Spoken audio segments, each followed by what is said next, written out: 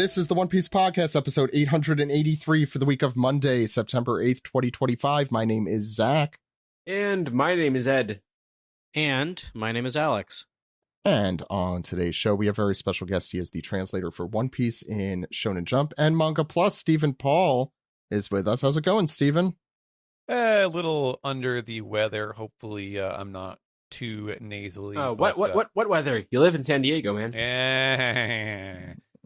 Nice one. You got me. But yeah, no, I've been. There's no weather out there. I know this for a fact. I've been visiting with a lot of family recently, and had quite a week actually. Lots of driving people around and going to hospitals and things like that, which is that sucks. Yeah, kind of wild. So who knows where I picked this up? But I've been sick a lot this summer, so I will hopefully be over it pretty soon. Hope everyone's all right. Ken O'Connor joins us once again. How's it going, Ken? Hey, I'm back. 2 weeks in a row. New record. You guys can't get rid of me. Yeah, I don't know why this keeps happening. I know. I'm so sorry.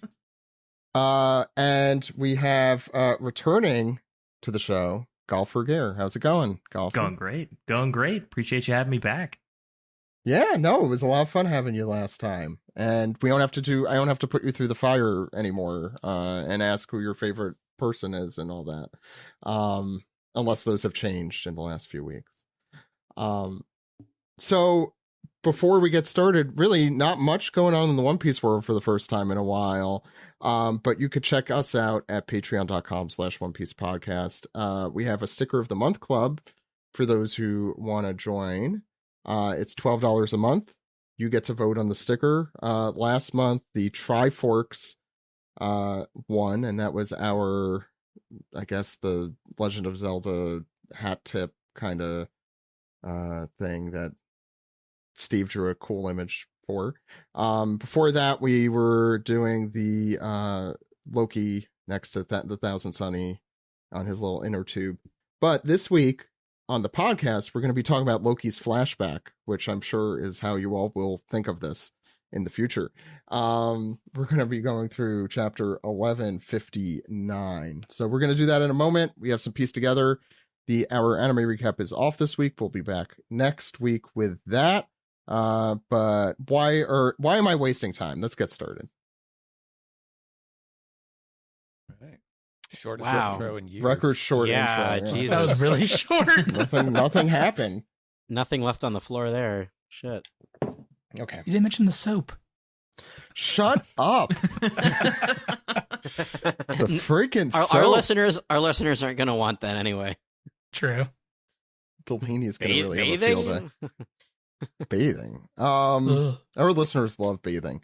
I don't like bathing. I like no Garuga one likes mesh. bathing. Okay. Showering, I guess is what I mean.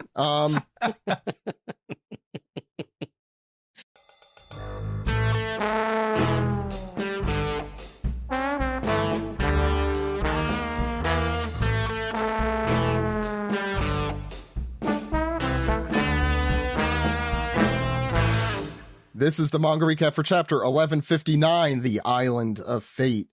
You can read this chapter and all chapters as soon as they come out from shonenjump.viz.com or mangaplus.shueisha.co.jp. You could get them in all their Stephen Paul translated glory there. Why would you want to miss that? So, Ed, do you want to go through the author comment first? Sure, yeah, we got the author comments are posted early this week to viz.com/blog, and Oda has to say, One Piece Day has grown into such an amazing event. Enjoy the family fun.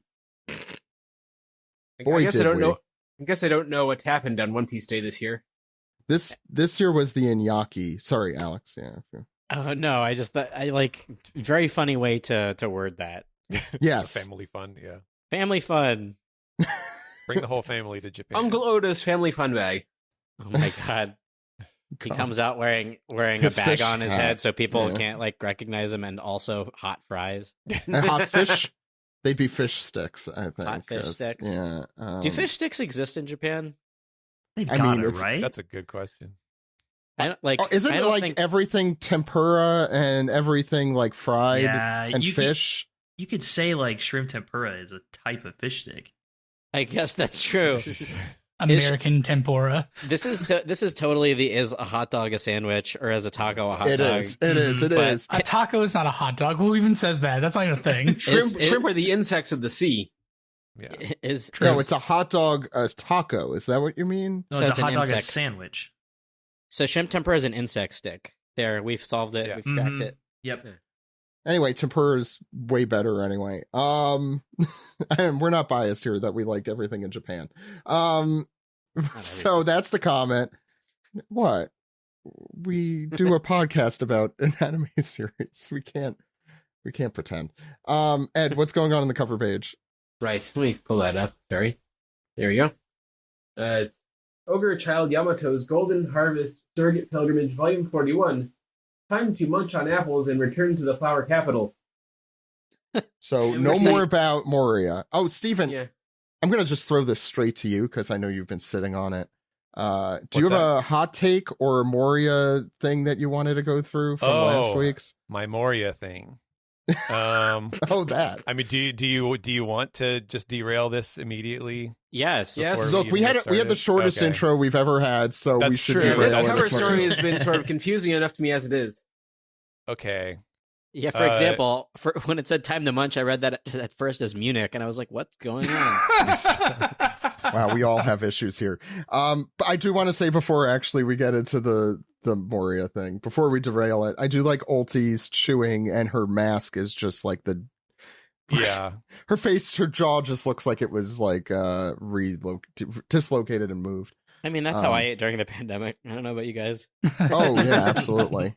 Just don't chew gum into your mask. That I didn't She's like not that. quite wearing one of those horse feed bags. You're thinking of Speed, I think. Who is Ultimo's, Ultimo's Yeah. family feed bag. Wow. Oh my god! I'll write those both down, but I don't like it. Yeah, write it I like that down. one. Go ahead. Steven, derail our discussion, please. Okay. All right. Can I be mean? Can I say something really mean? Sure, just aim it towards me, and then people will be okay with it. All right. All right, What? Ken. I wish Moria stayed dead. Who's that mean to? I like Moria, so kinda- Absalom. mean to It's Moria, mean to yeah. Absalom. So I'm going to say the meanest thing I've probably ever said in this podcast. 15 To years me. of being on this podcast. And when I saw the Kozuki, so the first thing I thought when I saw the Kozuki Moria thing was like, oh, it was Gecko Moria all along, and then I realized, oh wait, no, that's Kozuki. So okay, now I see what he did, that he flipped the kanji around and stuff. But after I had time to digest that and kind of gather my thoughts, I think my conclusion for the reveal, my thought was like, man, I bet the Kozuki Moria reveal hits so hard if you're stupid. I was like, Wow, that is This the meanest is- thing you have said in 15 Yeah, years. okay. You're right. so like, We're all I right just- here looking at you, and you just call all of us stupid. I mean, if you all thought it was cool, then I guess I am. But yeah, so like, I just thought, Ken, like, how could you?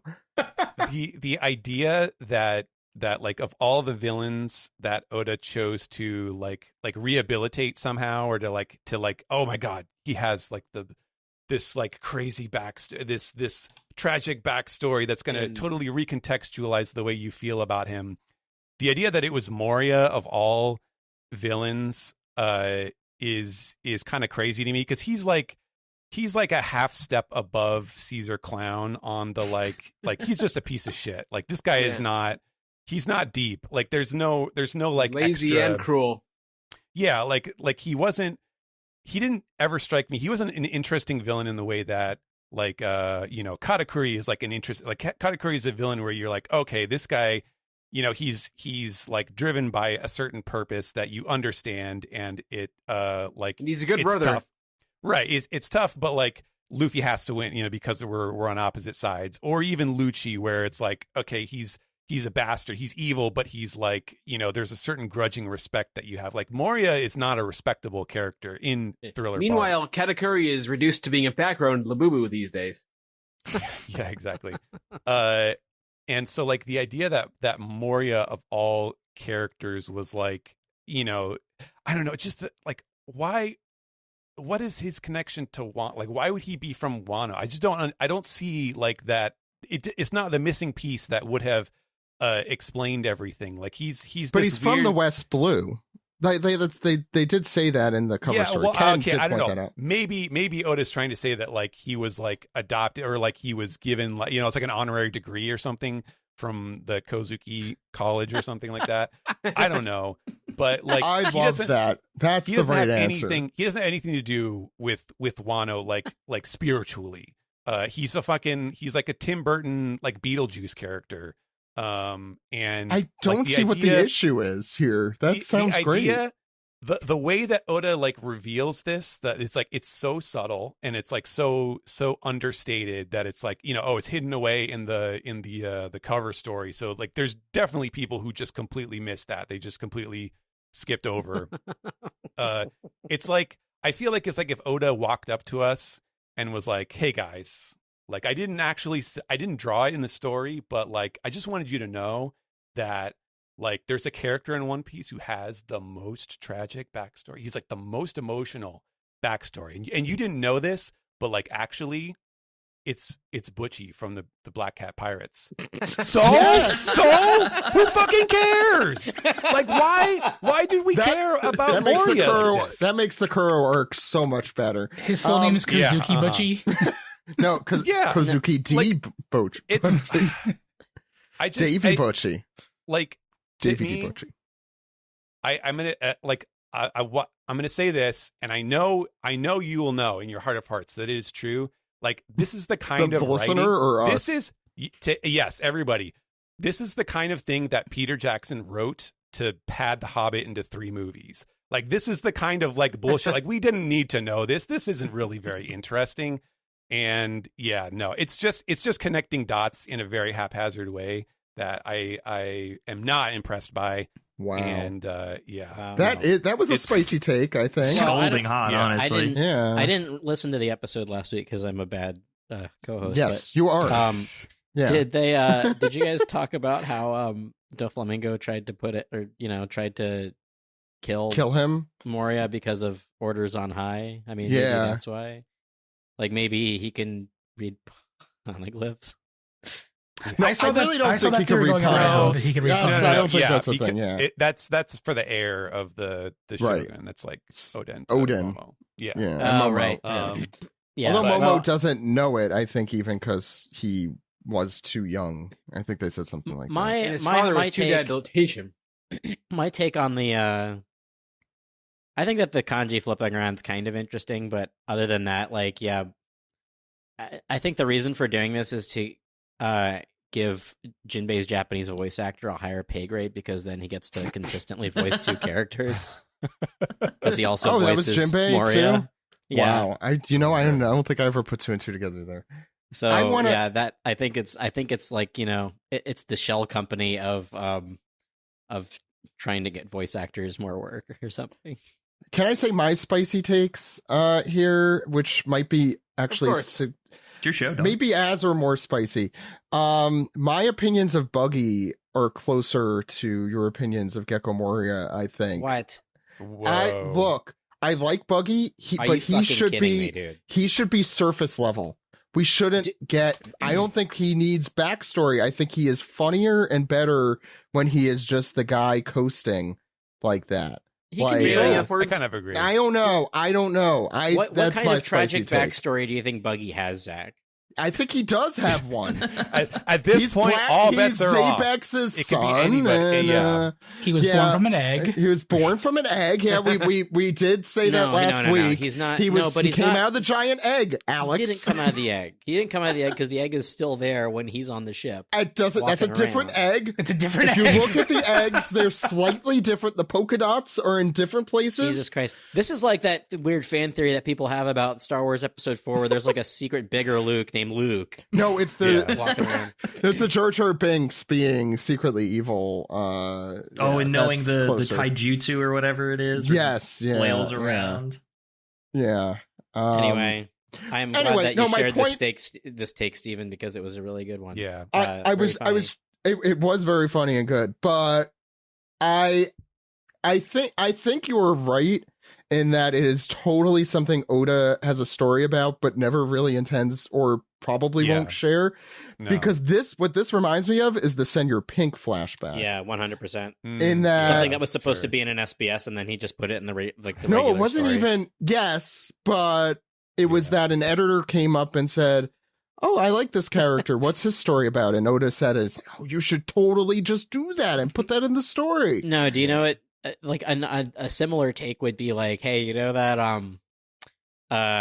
that part in the beginning of NES Lobby when Jabra says that he struck out with Gatherin again, and turns out Gatherin's somebody really important down the line, like Buggy's mom or something. Yeah. Oh god. Oh no, that I kind of like. Oh my god! What? I think okay.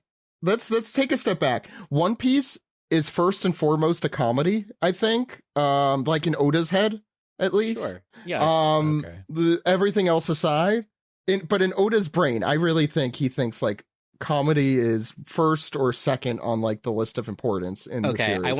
I want you to bring this up again during the chapter discussion at the very end, because it's going to come back around to my thoughts on the chapter. By the way, Zach, I'm really glad that you said this about Buggy, because it means that people are going to come with their pitchforks for you and not me later. I really just did it. Alex, I know you're a new father. I need to make sure that you're not pitchforked right now. So I'm trying to land on the pitchfork for you. No, I love Buggy. Don't get me wrong. I just don't need a backstory for him in the way that, that's all I was saying. And for Moria, I agree. I think the cool part for me was the flipping of the characters. I think that's kind of clever. It's kind of clever.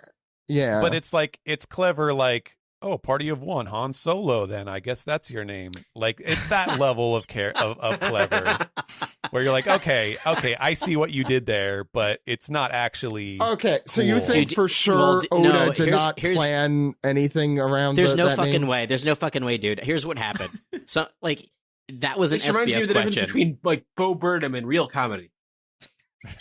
There's jokes and there's being clever with words. I feel like Oda set up a good amount. Like, there was the whole thing. The first time we heard Wano was back in Thriller Bark. He had the body. He had the sword. Yeah. There was that random, why did he go to Ringo to fight Kaido? Like, that was a really weird, like, why would he go to Wano? Like, okay, that's his hometown. Yeah, okay. So maybe there is enough. Maybe there is enough. Maybe there's a connection. However, this also does seem to me like something that somebody would write to him in SBS being like, hey, isn't it weird that Kozuki and Gecko are almost the same thing? You just got to flip them around. Isn't that weird? And then he, instead of publishing it, he's just like, ooh, this is good. I'm going to hide this right here. Yeah, I like this more than the Senor Pink flashback. I want to make that clear as of not a big fan of that. Stepped over the bar. Yeah. I think it's fine. It really depends if and when it goes anywhere, I think. Like, this chapter, I'll segue. I think the current flashback, I am holding my full thoughts until the end for that kind of reason, because it's very I know, Alex. We're getting there. Wow, this is spicy take central tonight. Yeah. We haven't even started talking about the chapter yet. How dare we talk about the chapter? Yeah. Do we want to talk about the cover page or apples? Because who doesn't love a nice crunchy apple? Before we move on, I was afraid that they were eating the smile fruits. I zoomed on the apples. Oh, it's like all four of these people have devil fruit powers. So like, okay, that's funny. Apples, yeah, that's a funny thought. I like page one off to the side here with his silly hat and presumably holding like a sack of apples. He's holding all the apples. I did see a comment. It's Ringo, right? On Reddit. That said, like, I don't know if you look inside the sack, it kind of looks like there's like a fruit with a different pattern, like it might be a devil fruit in there. Maybe I don't know. That could just be like scribble shadow or something. But but otherwise it's just Ulti, Yamato. Oh, the fox is Onimaru is there. Onimaru, That? Yep, gang's all here.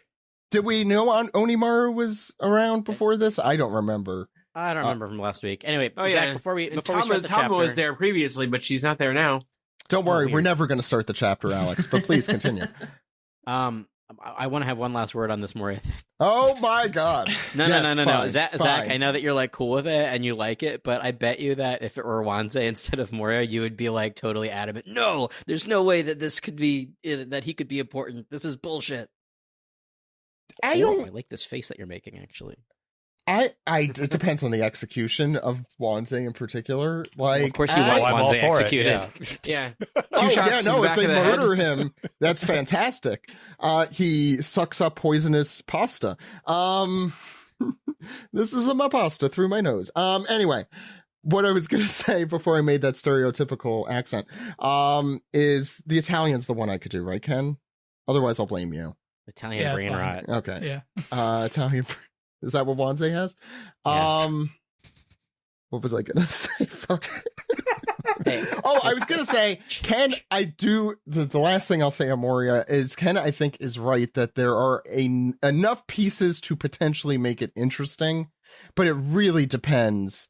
I don't think it's like the coolest thing ever. I don't know if I said that last week. Please quote me if I did. No, it does fit in with him having his crew destroyed by Kaido. Right. And also he has a lot of the people from Rocks. Well, no, that's a whole separate thing. Anyway, and Ryuma, that whole thing, would imply he had some sort of Wano connection, at least. What that is unclear. I think I would just like it. I would like it better if the gravestone just said like the stupid shithead who stole our dead bodies or something like that. Like, I don't think Moria is such a stupid. I think Moria is a much more interesting character than, say, a Caesar clown, because Moria, I actually think, is interesting in the way I've come to like appreciate, believe it or not, Kuro a little more as like the 401k villain. I think I've talked about. Yes. Like, I could appreciate that he was just trying to retire and live a quiet life like a JoJo villain. But like Moria is similar in that he obviously used to be a guy with ambition, and he represents the what happens if your ambition is just completely eviscerated. And I think that's his character design is stupid, but I mean, it's One Piece. Like, we're going to talk about stupid character designs, hopefully in a minute, when we're talking about Shanks and Shamrock's Schwaller. Yeah, Moria's got an ugly face and a big butt, and his butt smells, and he likes to smell his own butt. Yes. Mm-hmm. Yes, that's all true. His name is Mr. Prince. Yeah, Moria's Tavern. Ed, what's going on the first page of this chapter 20 minutes later? Pirate Island full of lead 39 years ago, and we sort of pull back, and there's a commotion. Hurrah! Did you look everywhere? Don Marlin was on last night's security team. They've all been killed, so even Don Marlin couldn't keep her safe. It's unthinkable. Who could have done this? Now, there were oranges in the last chapter around him. That's foreshadowing his death. And Rox comes in, like, what did you say? And then Viper's like, huh? Our Shaki's been kidnapped. Back to the Oda box. The crime happened within a window of just a few hours, but without any clues to solve the mystery, pirates could only wail and gnash their teeth in anger. And it looks like Gloriosa in tears. Yeah. And don't forget the juxtaposition of no clues to solve the mystery while Wang Ji is clearly gleefully counting a stack of bills. Yes, he is. I see that now. Yeah. Wonder who did it. Definitely Gloriosa. Oh, yeah. Right, and who is this in the middle panel here? Is that Schmuck? In the middle, that's Roger tearing the... Is that Roger? Yeah. He says, that's Roger. Damn it, Rox! What are you doing over there? I'll tear you to pieces. And we find out the news swiftly crossed the seas.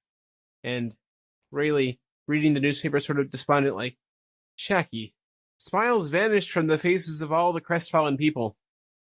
And it was said that all economic activity around the world went stagnant for weeks. That made me laugh. Yeah, I thought that was very funny. That's a very funny line. Like, if Taylor Swift got kidnapped, then Yes. economy would collapse. That's it. I'm not doing the stock market anymore. I'm done. God. I'm done with stocks. She was kidnapped from her wedding. Wow. It's world news. Golfer's gonna go for it. We find ourselves at God Valley, and 1 year later, God Valley, West Blue. Oh, Garling, I'm so happy to see you. We see Garling in all of his wonderful design, standing over what looks to be a carriage and a woman leaning over it. I always believed you would come back. Shamrocks, Shanks, it's your father. We see the two babies reaching up. You had twins? They're adorable. Yes, and they're yours. Now you can live here with me. Garling looks down at her. Oh, if they're living anywhere, it won't be here. This island will cease to exist soon. Huh? We see a bunch of ships pulling up to God Valley, and I've already special ordered a wife who is befitting of me. All I have to do to make her mine is win this competition. Wife asks competition, or his baby mama says competition, and then he straight up stabs her. Then we see the two babies just chilling there. She's got blood spurting all over the place. Garling says, begin the preparations to a transponder snail. Say, yes, sir. Disembarking now. We see the Marines setting foot, and we see the people of God Valley freaking out. The world government's Navy ships are here. Yes, they've got the whole island surrounded. There's some wanted criminal in the island. Bring the children indoors. Use only tranquilizer rounds. Apprehend those who do not resist. I did like how last week I was talking about he's gonna come back and take the babies and the wife back to the right. This whole thing is a ruse to get them all home. Half right, stab the wife, wants the babies, so I'll take that. Alex, I know you have spicy takes this chapter. Other humans are disposable. This chapter I thought was effective. I don't have anything spicy here. I will say that good job, Steven, because is exactly what a baby would say. Yes. Oh well, yeah. You've had a lot of baby practice. There's a lot of babies in this flashback. Yeah. Oh right, it was the stuff with Loki, little baby Loki, whose flashback this is. Sorry, Ken, please. All right, continuing on, we have a young recruit, Lieutenant Commander. What is the purpose of this operation? It's training, and you're in no position to ask questions, Rook. But sir, platoon leader, what is this kid's problem? I'm sorry, sir. I'll give him a talking to. Oh, you there. What's happening? You have a bunch of people staring and freaking out, trying to run away. Eek! Don't resist. Just stay put. Huh? And we have a family with guns aimed at them. And all the people of God Valley. Run for it! They're arresting everyone! But why? Good question. And then this young Rook is like, they just look like normal civilians to me. Stop thinking individual thoughts. Only distract from the will of the group. Focus on completing the mission. But... Is that a little too heavy-handed? It's... the mailman shows up. Message. You're saying the outside thoughts, inside thoughts outside. Yeah. No, we're trying to brainwash you to murder people for us. Now listen. Oh wait, I said that. I wasn't supposed to say all that. Okay. And we turn the page and we're introduced to Navy Sailor Monkey D. Dragon, future Revolutionary Army commander and father of Luffy. Now, before I can, is this the first time we've seen Dragon officially confirmed to be part of the Marines? I in my headcanon, it's always been that way, but yeah, I think it was. We knew he was. We knew that he was in the Navy in the past. He he was after O'Hara, right? Oh, before O'Hara. It was before O'Hara. It was before. I'm sure God Valley is the thing. I'm sure this is the event that makes him shit. Right, this is 38 years ago. 38. 38. The color spread with all the Marines, isn't he on that? I think that was the first hint we got. I got that color spread. I can kind of see. I mean, I can kind of see his eyes kind of look like Luffy's eyes get that way sometimes.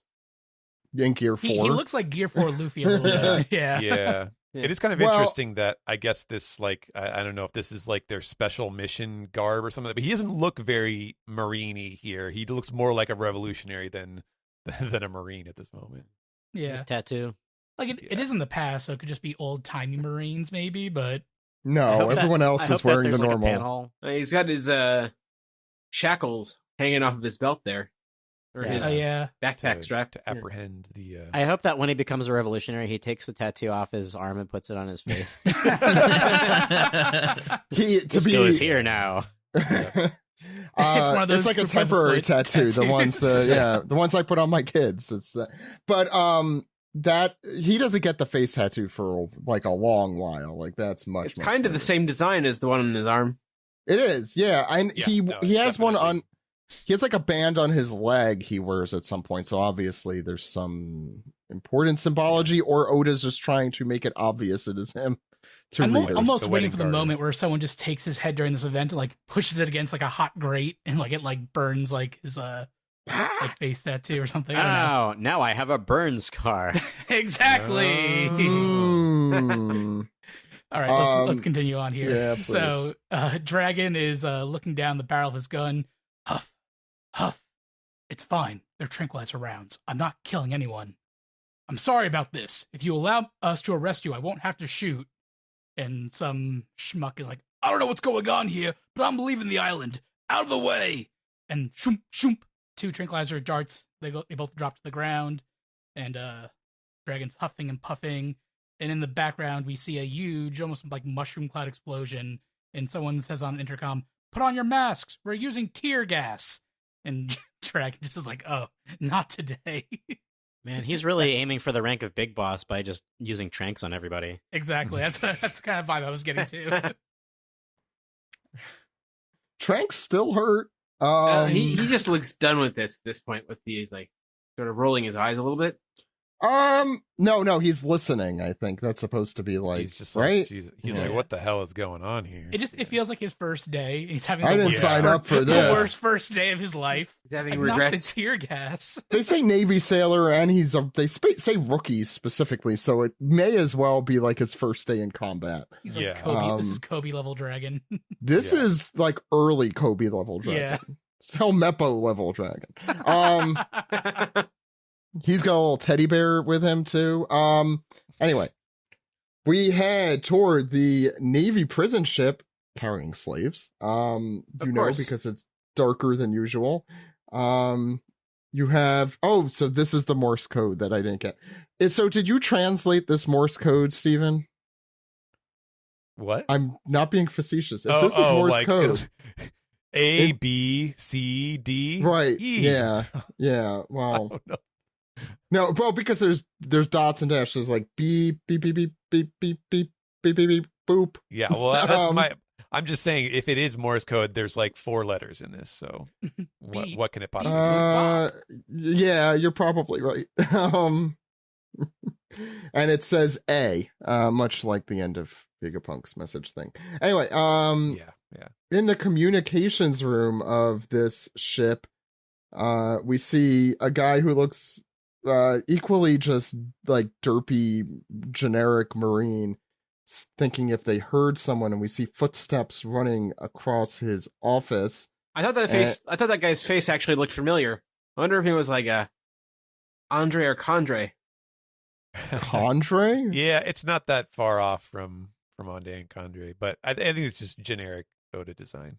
I was gonna say, yeah, I mean, it could be someone. When I say generic, that means it could be someone, because, you know, there's generic people. And we have, it's all our friends from the other flashback. It's Ginny and Eva, who also exists in, you know, the current time. It's like, hey, bro, Ginny, you're all right. Yeah, it all worked out. The intel agent should come by to get us later. You know, I'm sure that's going to work out. Meanwhile, the other slaves. I like that you can see in the background that they have broken the suspiciously like child-sized pipe that is running through the ship. And that's apparently how she was sneaking around. If I've learned one thing from movies and games, there's another slave down there who suspiciously kind of looks like Basil Hawkins to me with his hair. That is definitely not Basil. He would be much younger, right? Yeah. I don't think or not alive yet. Yeah, he's not alive yet. He's not that old. Or as they say in Bluey, invisible. So they're not born yet. So the other slaves are like, "Oh, would you kids shut the fuck up? Don't ruin things." Sorry, I added a scanlation version of that. Don't ruin things for the rest of us. You're gonna get us punished too. And Eva goes off on this. Punished? You fool! We're all gonna die if you don't try to learn where the ship is going, and you don't even struggle to survive. What makes you think we'll be lucky enough to make it out? Don't play games with miracles. And Ginny is like, hang on, bro. Calm down. Your face is getting larger. Meanwhile, Kuma is doing some mindful meditation here as the prisoners begin riding and says, I didn't know slaves could be so feisty. Meanwhile, my favorite part of the chapter, we go to the Cypherpole Intelligence Agency, or the SAPIA. It's the CIA, but with a P in it. Says, oh, yeah? You heard some incredible intel? Yeah, what is it this time? Don't play dumb. What's our Big News Morgan's? I guess it's just a newspaper boy from the 20s at this point. Oh, yeah? You heard some incredible intel? What is it this time? Don't play dumb. I know you people picked it up, too. Now pay me. You want me to sit on this scoop, don't you? You get it? I could have said coop. It's the joke. You could have. But I didn't. I just said this just now. You almost flew the scoop. There it is. There it is. Yeah, sit on it, Potsy. Flew the scoop. How does some kid's local paper with a fancy name get an intel network like that? See, this is why you name your podcasts or blogs or whatever it is, and something very, like the financial. I can't. I'm done. It's like how fancy restaurants have names like Salt and Sprig and shit like that. Well, there was the trend where you just take out vowels from the word, and that's the name of the restaurant. Well, that's how they name apps.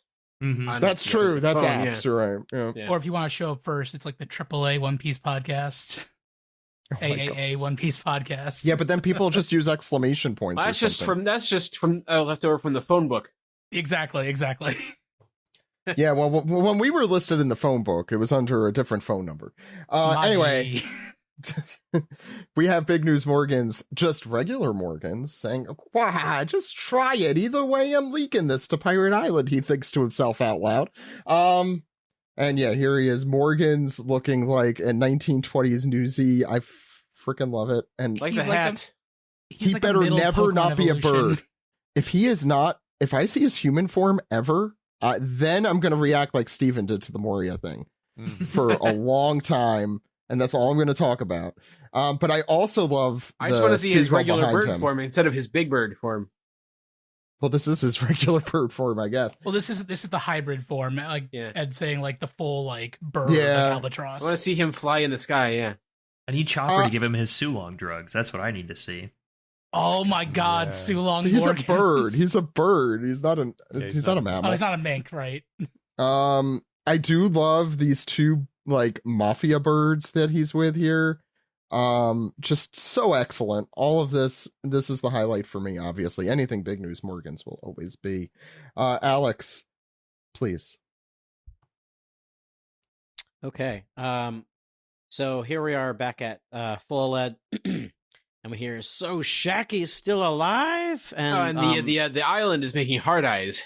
It is, yeah. Now we got another time inconsistency here, because they weren't heart-shaped before, so a wizard did it. Yeah. And we hear some clamor. Are you serious? Where is she now? What a relief! God Valley, where is that?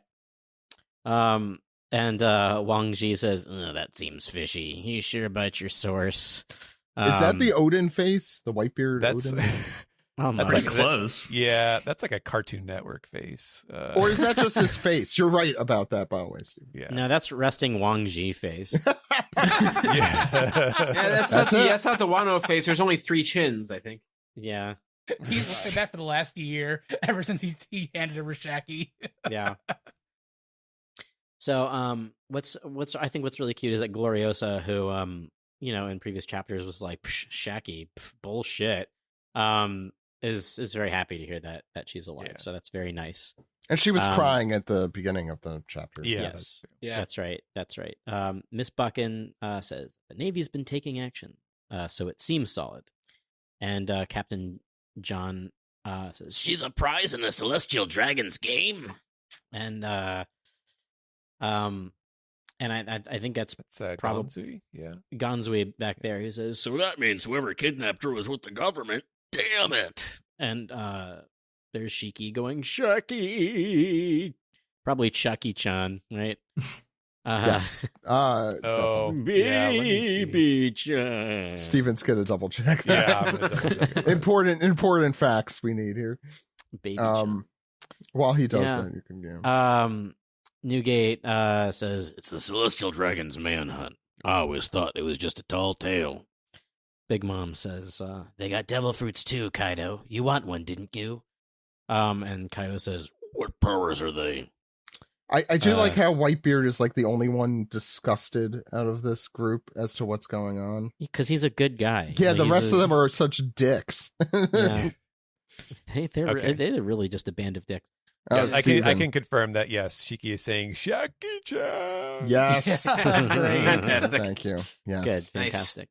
Big Mom also confirms that she wants the devil fruit for her kids, which I think we talked about like in Kuma's flashback. Why would Big Mom be so hardcore about wanting a devil fruit? And I think Kaido asked her this too. So, did we? Oh, that's right. Okay, yeah, the two fruit that we saw previously, it was the dragon fruit and the pawpaw fruit, right? Yeah. That was. So I guess there's probably more dragon fruits, devil fruits. We'll talk about that. I guess. I will say, since we've talked about Ivankov before, the SBS drawing of Ivankov with the dragon devil fruit, like a what if scenario that he did for an SBS, one of my favorites. That's a really fantastic one. I just love Big Mom is like an actual parent. Like, hey, Kaido, want a popsicle? I don't know. What flavor do you got? I was gonna say, Big Mom being a good parent, looking out for her kids for a second, but I'm like, no, she's just looking out for herself here. This is for her benefit. I'm just bummed they don't have tiny Katakuri on her shoulder anymore. I want the retcon. I want him on her shoulder every time we see young Big Mom. Yeah, with like a Gilbert Godfrey voice, hopefully. Yes, agree. Alex, please. So here's Struzan that people seem to have forgotten. We didn't. It says, "Are you sure it's not a trap?" And Rock says, "Shut up! If you're not committed, stay here. The rest of us are going to God Valley." Meanwhile, the Roger Pirates also get this bit of intel. It shakes the whole ship. Roger says, "Hey, Gabon, where's God Valley?" Gabon says, "Not close, but I'll make sure we're there in time." And Roger says, "We're going, right, boys?" And everybody is gung-ho about it, saying, "No question," with Rayleigh, of course, front and center, because that's his girlfriend. But I do like the way he's doing it. Like, it's the I'm embarrassed, but yes, obviously. Yeah. Oh, no, I have a girlfriend. Yeah, she lives in Canada. So Roger's pretty excited about it. And actually, the next two panels are something that we've, I guess, from a different angle, two moments that we've seen before in previous flashbacks. Roger says, "So Rox is on the move. Don't let him get the jump on us." And then we see Garp saying, responding to the transponder snail that says, "We didn't think Roger would get involved. Lead with that next time. I'm going." If we remember, he's like on shore leave or something. Yep. Yeah. And the narrator says, "It took just the tiniest bit of classified intel to set off all the fiercest warriors of the sea." Morgan's. I guess Garp is like the Doom guy, the Doom Marine who was on shore leave, or he's on leave when the portals of hell opened. Yeah. Not even supposed to be here today. I do like that these events were set off after Morgan's got bribed and still leaks it anyway. Yeah. So that's excellent. Okay, Information wants to be free. You could say that. Yeah, the One Piece is anyway. Go ahead, sorry. Elsewhere on the sea, we see the Rocks pirates encounter a giant ship, and we know it's a giant ship because somebody says it's a giant ship. Who cares? Sink 'em. No, wait. What is it, Rox? Don't slow us down. They say. I was just going to say this is a nice panel. I like this panel. Yeah, at first, it's so funny. The Giants have been so far removed from this flashback that I looked at that ship and I was like, oh, who could that be? They got the shields on the thing there. That's how you can tell. Yeah. I was like, wow, a giant ship. That's totally cool. I totally spaced out that. You know what? Yeah. You know who I thought that was at first? I thought that was the Celestial Dragon ship. Like that was what was carrying them because I was expecting like a super fancy big ship to do that. And then I'm like, oh right, Harold. Yeah. And Loki was in this flashback. At first I was like, is that an ancient ship? What's going on? Right. Yeah, newly bald Harold. Yes. Yeah, it's like 4th season 3.5 season Cisco before the goatee. No, this is actually pure like full on season Cisco. 4. Yeah. Full on season 4 and on Cisco with the goatee and the We're talking about DS9 by the way, and if you don't know about it, you should be watching it. Talking about the thong song. Yeah. Yeah, not that Cisco. Zach, he's basically like if Worf and Cisco were like a person. Yeah, his personality is Worf 100%, except he really is. Maybe a little less fun. But, okay, you nerds. All right. I like prune juice. Yeah, go ahead. Destroy the opposition. So it turns out it's Harold's ship, Dedoy, because that's whose flashback this is supposed to be. Harold says, I was told to stop a certain pirate crew that was infatuated with a single woman, Rox. If we make use of our strength, it wouldn't be child's play to sink your tiny ship. Do you see that boat in the distance? We've got government monitors. And Rox doesn't give a single shit. With his crew, the three future emperors in back of him, he says, and you think this is winning? You points with the world government. Don't underestimate what we can do, king of the giant oafs. Ooh. I can't believe he said that. Oh my god, wow. Does it please you to serve the government that sits on its comfortable perch and watches us destroy one another? I suppose it does, 'cause you're the madman who wants to change Elbaf no matter what. Ooh. Now, can we talk in private? Absolutely how I read that line, Alex. Yeah, perfect. All right, so they're having tea over in the corner there. Oh, sorry. Was I the only one thinking that? Tea. Oh, yes, they're having sex. Oh, alcohol. With each other. Both. Yeah. With each other. Giant ships are rocking. Don't come knocking. That's right. Man, next time Vero's on, we'll have to ask them if there are any during there's Yada something here. Yeah. or Rox and Harold. I think the likelihood will be high, and if it gives isn't, a whole new meaning to getting your rocks off. Oh my god! Damn. Well, take him out of here. Well, let me tell you something, Ed. That joke's about to be out of style because. Oh no! You said it just in time, though. Ed. If anything, it's true. Yeah. Wait, but it actually works in two ways because you could be also getting the rocks off of the name, getting your Davy off. I mean, basically. Here we are. He's pouring him. Harold's pouring Rox some sake from probably like I don't know a water tower sized flagon, and he says, "I'm sure you've heard where we're going and why." Well, oh wait, hold on. No. I was doing the wrong voice. Yeah, I'm sure you've heard where we're going and why. Both are very baritone. I know it's hard. Well, I'm only going to tell this next part to you. It's not even for my own crew to hear. And then the giants are like, what is His Majesty talking about over there? And here's a silver axe. That's a perfect. Going, well, la-di-da. I want him to have a not so baritone voice. We have too many of those on the crew. And Shiki says, he's having a toast while my beloved Shaki-chan is waiting to be rescued. It's sounding more like Vincent Price somehow. I don't know why. Which is fine. And here we go. Rock says, truth is, I've got a hidden name. Trafalgar D. Waterloo. No. Almost no. a spit take. I don't like that. his head name is Davy D. Zebic. And Harold says the same thing that everybody reading is thinking. It's not rocks. It's Gold D. Roger. It's not gold. That's just my Discord nickname. Yeah, Golfer's real name is Davy. Yep. D. Yeah. Zebic. Rox D. Zebic was my Gmail handle. Davy was taken, so I had to. Anyway, that's you know what? Here's the big reveal. All of our names are Davy. Yeah. I mean, if you read it a different way, it's David Zebic. That's pretty funny. Please, David Zebic is my father. Maybe everyone you could have done the same thing, though. He didn't have to change his name to Rox. He could have said David. With the bald head, Harold really looks like an old-timey, weightlifter guy.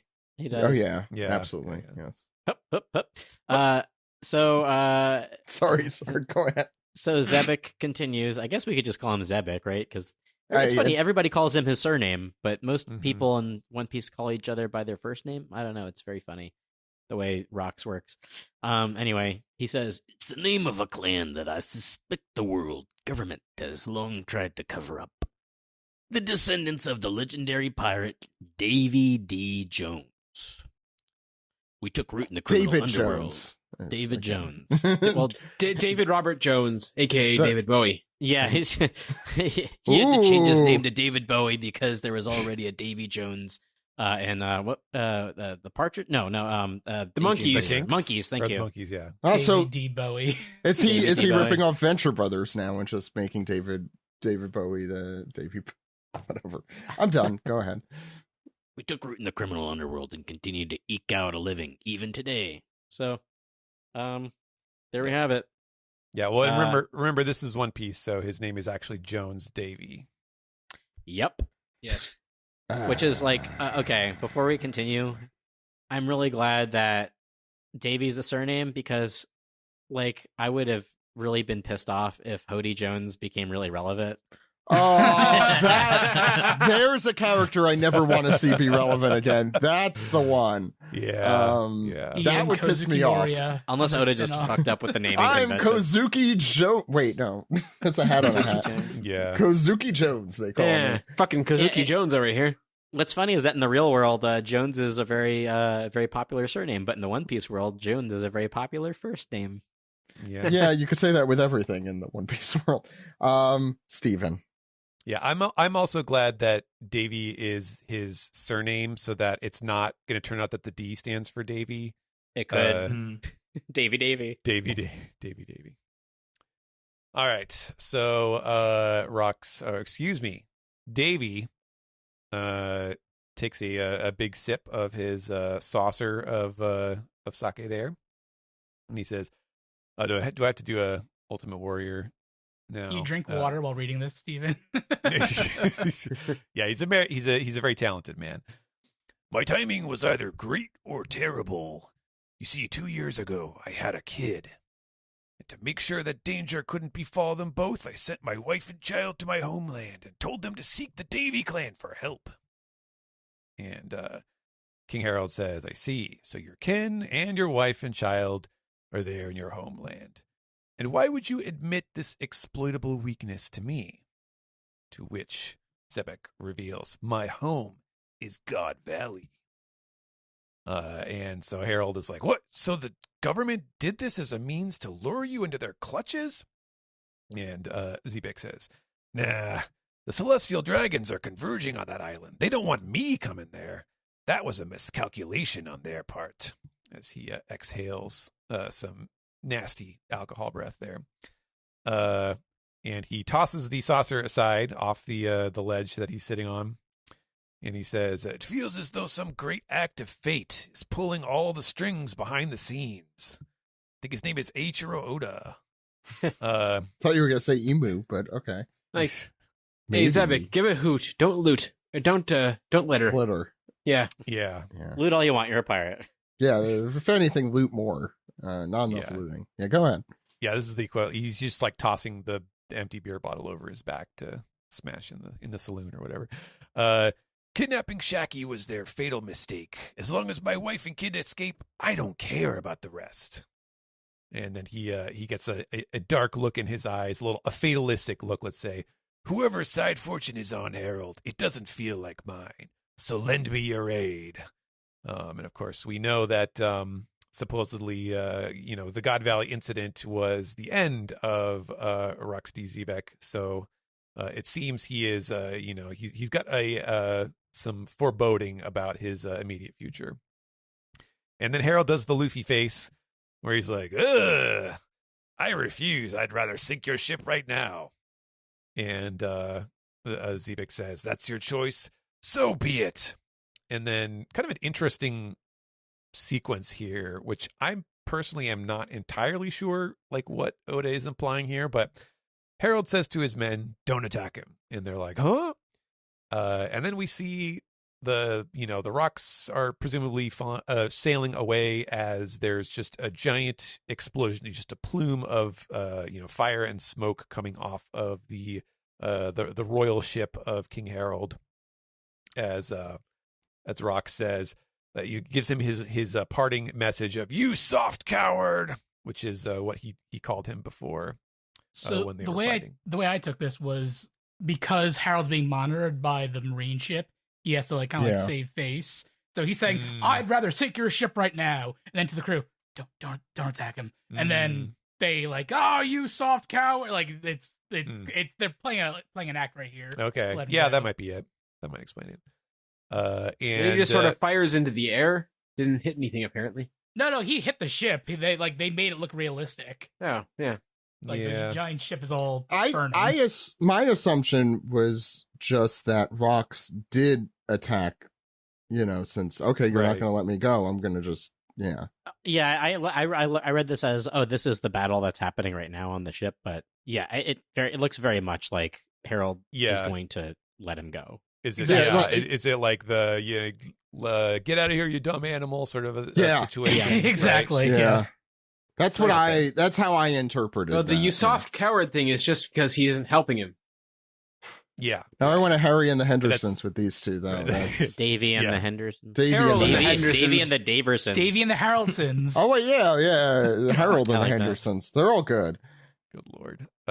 So the narration continues. Though hard to believe, once every 3 years, the Celestial Dragons choose an island rich in resources and unaffiliated with the government and carry out a manhunt game there, slaughtering all the natives. You'd think they would run out of islands after, a couple decades, but every 3 years. That's a lot. Marco said that's 10 more million than the islands. That's right. He said it's between 10 and 20 million. This is Oda math. So then we see the people of God Valley, and they're all wailing, "Somebody help! This can't be happening!" And GolferGare. Yeah. So we pick up back on God Valley at the day of the God Valley incident, and we have the big superimposed Shaki over multiple panels here on the right, and a whole bunch of celestial dragons all looking like they're in love with her. And then, correct me if I'm wrong, 9 chests circle the top of this little kind of altar they have. I imagine these are, number 1 gets Shaki, numbers 2 through 10 get whatever's in those chests. But in addition to the rare and exotic devil fruits, we have our grand prize of the event, hailing from the Isle of Women within the calm belt of the Grand Line. The previous Empress of the Amazons, praised as the most beautiful woman in the world. Her name is Shaku Yaku. Celestial dragons go, woo! Take her for a wife, or make her a slave. The decision is yours. Oh, she's so beautiful. I want her. She was kept in pristine condition after being caught. A truly elite prize. She's perfect. Win and bring her into the Shepherd family, Summers. See her face down at the bottom right. We see Summer saying, "Oh, don't be stupid. If I win, she's my slave." We see Garling saying, "She's my wife. Stop dreaming, Summers." And then we see Gunko, and do we know who the person is on the right with the crazy hat? So yeah, when we saw these people previously in Kuma's flashback, right now. Yeah, the one with the hat with the world government insignia on it was saying, win it for the Manmeyer family. And we recently found out through the update to the last volume that Oda changed the caption for Gunko on her introduction, whereas she is now Saint Gunko of the Manmeyer family. So she is related to this person in the hat. This clan, at least. Gotcha. Some interesting notes. So the thing I do enjoy about this flashback is seeing kind of concurrent events from different points of view. There were 6 chests in the original. So Oda, come on. What are you doing? But it's really interesting. We've already introduced, they already, it's one of those things like we were talking about, like off screen, I said this, and now I will continue the sentence, and here's the rest of the sentence here. Yeah. Or we're setting up a real Rashomon scenario here, depending on whose Rashomon, flashback that's what is. the movie was yeah. thinking, yeah. Who's telling the flashback? That's not how I remember it. We've already introduced. I'm trying to find where they talk. Well, here, lead with that next time. The previous flashback was Kuma's flashback, where we were seeing through his memories, right? Correct. Yes, to be fair, it makes a lot of sense why we only saw certain things in the original. And also you do see Ginny with like the transponder snail and stuff, so the Morse code thing also, fits.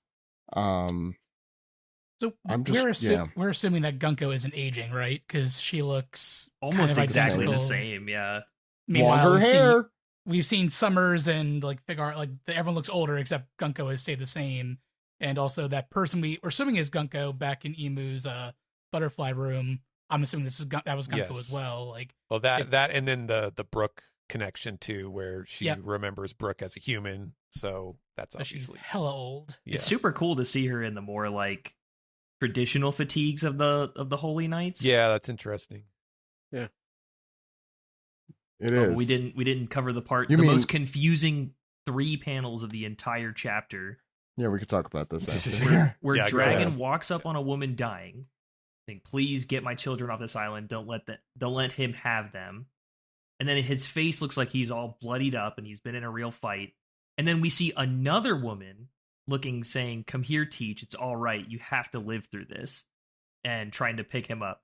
So when I first read this, I thought that was flipping the screen around, essentially. Yeah, but, like 100 people corrected me when I talked about the video online. That was my initial instinct too. It is. I also thought this, and then I was like, "Oh wow, I guess Katarina defends his sister."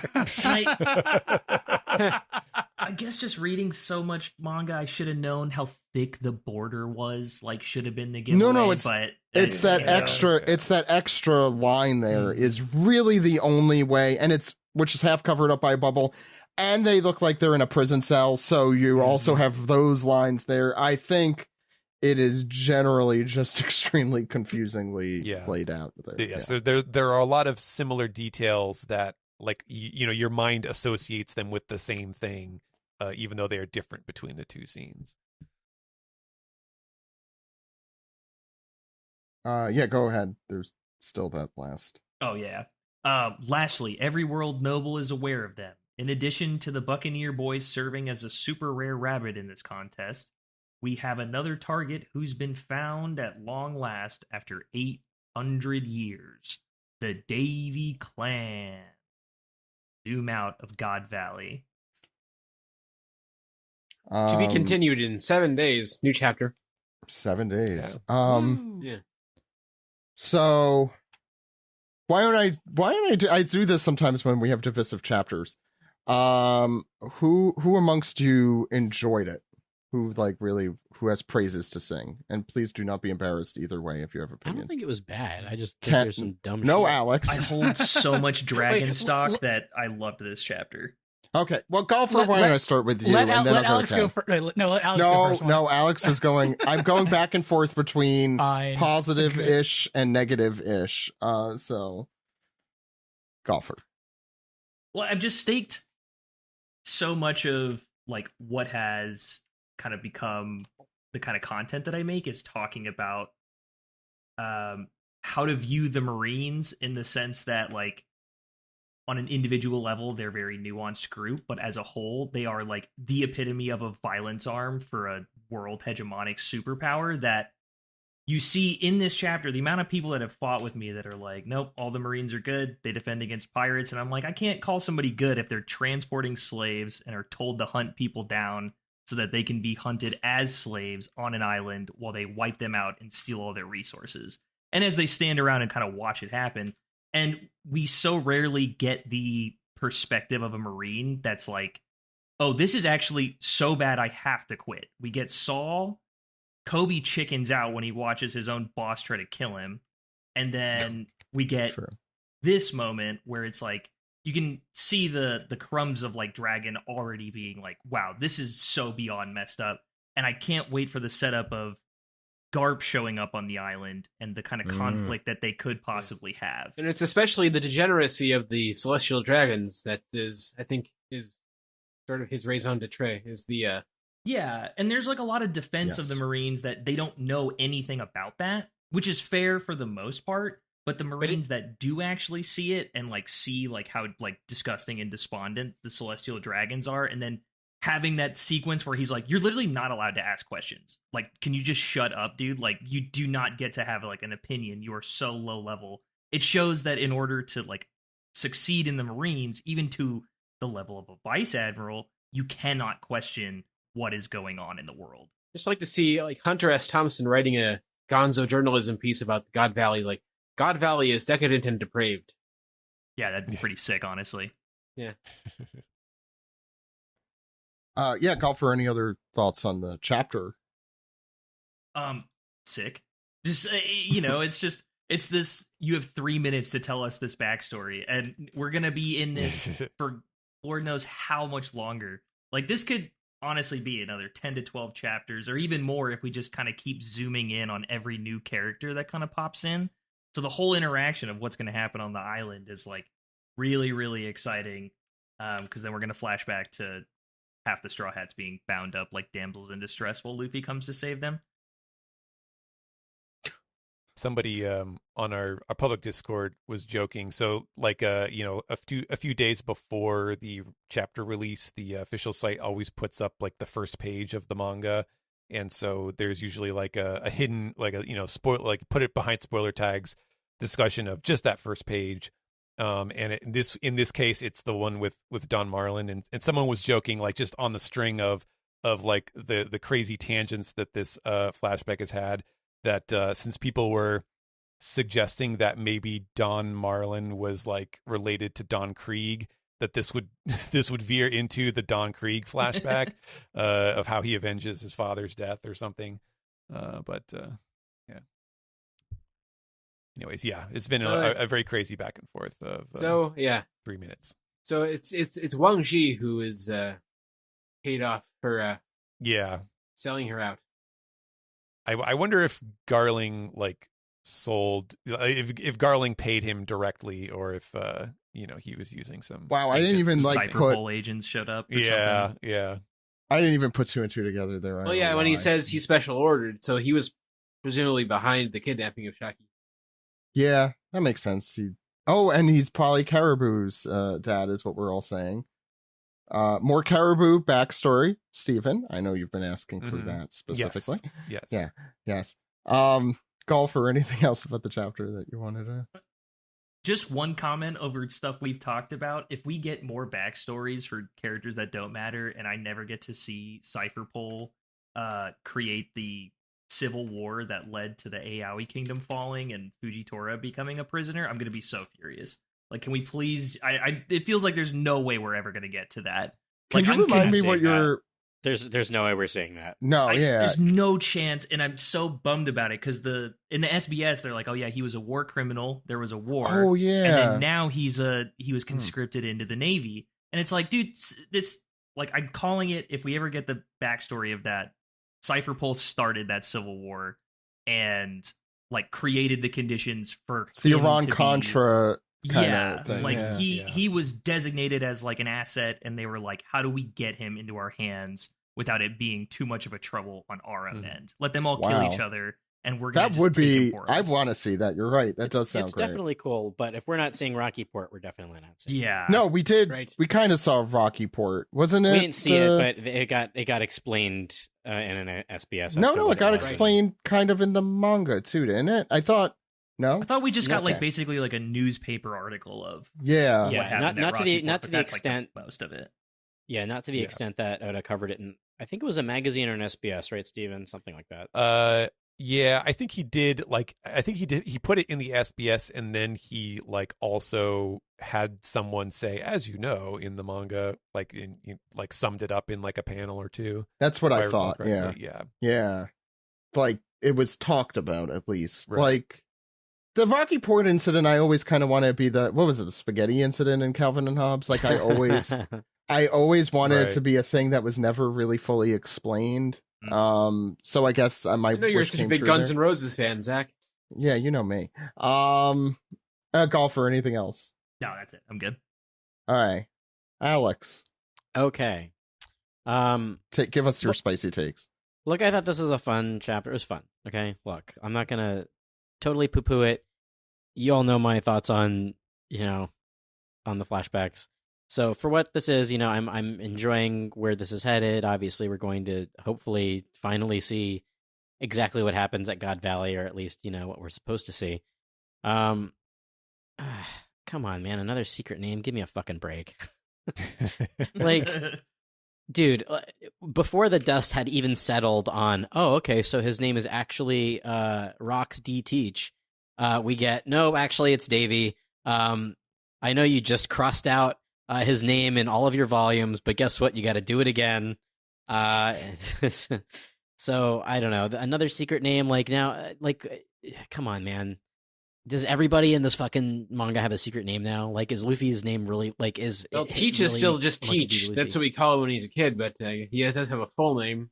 Well, sure, but I mean, like, names that are gonna mean something, later on when everybody's, we're gonna find out everybody's related to people Right. in the ancient kingdom or whatever. Like, Is it? I don't Would it know. be worse with this having everybody having secret names, or everybody secretly having mythical Zoans and just not understanding their devil fruit for super long? Jesus Christ. Do we The have amount to of- choose? The amount of Is Chopper this- is the forest god theories that I've seen, where he actually has a mythical man. Zoan, and Okay. he's connected to the mural in Elbaf and all that. That's why they call him. I think I'm going to steal Ken's joke, Davy Chopper. But he ate the human fruit. He didn't eat the deer fruit. He's going to become the ultimate human. Which, Okay. as we all know, there's no more dangerous game than that. Go ahead. Now I'm thinking of that Venture Brothers episode, the Return of the House of Mummies, the Ultimate Man or whatever, the perfect man. Yeah. Yeah. Okay. Alex, So- please. Yeah, so that's sort of giving, like, I don't know, man. Like, why call him Rox to begin with? Why not just like keep his name Davy, and then like I feel like he's David, adding. it's right there. I feel like Oda's adding steps here to make it more surprising down the line, like for cliffhangers and like I don't know. It's kind of ridiculous at this point. Also, did I talk about how it's stupid that Rox and Teach have the same face? Did I talk about that yet? Same We nose. have talked Greg about definitely that. talked We have talked about that a lot on the Okay, show. 'cause that's- so 'cause do that's- not worry. And you That's have dumb too, as shit. I think. Yeah. Okay. Yes. I might have mentioned it last. I time think you was on. People did. got mad. Yes. Yeah, so I don't know. The secret name, like okay, DVD Jones, that's fine. That's great. Like this is a pirate manga. Naturally, there's going to be naturally Davy Jones, who was evoked, Davy Backfight. I mean, almost like Right. what? Almost 1,000 chapters ago? No, a little less than 1,000 chapters ago. Looking at it, 900. Yeah, something. yeah, something like that. Whatever. Yeah, naturally that's going to come back, and Davy Jones in real life is like one of the most famous, like talked about, pirates of lore and shit. He was mentioned in Fishman Island too, right? Yes, Or- and yeah. I think Oda drew him in an SBS, like what he looked like, and he was I just this think little, you're right. little old Yeah. man with a treasure chest. I mean, he's in SpongeBob, like, right? Yeah. So, yeah. Yeah, I think that like we would have eventually gotten here, but the secret name stuff, and also I'm trying to like figure out like Well, where. but what does it all mean, Basil? Oh, so he drew Personalized. the Davy Jones he drew was of the actual legend, the real world one. Yeah, not the. So not our Davy Jones, who No. who I think is going to be Joy Boy. It's volume I think- 38, Oh, boy. by the way, for those looking. Yeah, I think that Davy D. Jones is Joy Boy. I think that, To be fair, Joy Boy is not a name. No, It's I a think it's a moniker, nickname. yeah, I think like, it's a nickname that stuck. Yeah. Yeah. Like, oh, he's so happy and jolly, so everybody called him Joy Boy. He But won't really stop And isn't. laughing. that was still hundreds of years before the God Valley Yeah. incident. Yeah, I mean, Davy D. Jones, I guess, is what, like an 800-year-old pirate at this point. He's probably this legendary pirate. So I'm assuming probably during what the Void The Century. Void Yeah, Century. right. Yeah, they Yeah. said 800. Yeah. Yeah. Yeah. So I mean, naturally that was going to happen. I just think that this situation, it's not as bad as Oda fucking up Ace's, how long he was in the womb for, Right. how old he should be. That Um, one is that's an it's- all-timer. It's not as bad as that, but to me, this reeks of, oh shit, I should have done this years ago when I, Right. mentioned, that there's another pirate at this God Valley incident. I don't know. It seems really like it seems a little sloppy, and I feel like We with had to show it everybody- eventually. It's very important.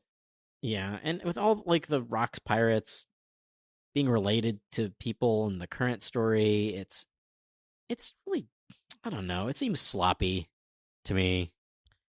I don't know. It's a tad disappointing to me, even though it's sort of fun seeing like, oh yeah, that's obviously Caribou's dad because he looks disgusting. And and those are the zombie generals, which I like. I think like there's bits and That I pieces like, here actually. that I think is really awesome. Like very clearly, God Valley might become Thriller Bark or something. Yeah, I Uh, think. Yeah, go ahead. Sorry. Like Alex. half of these Rocks pirates are gonna be killed in this battle coming up.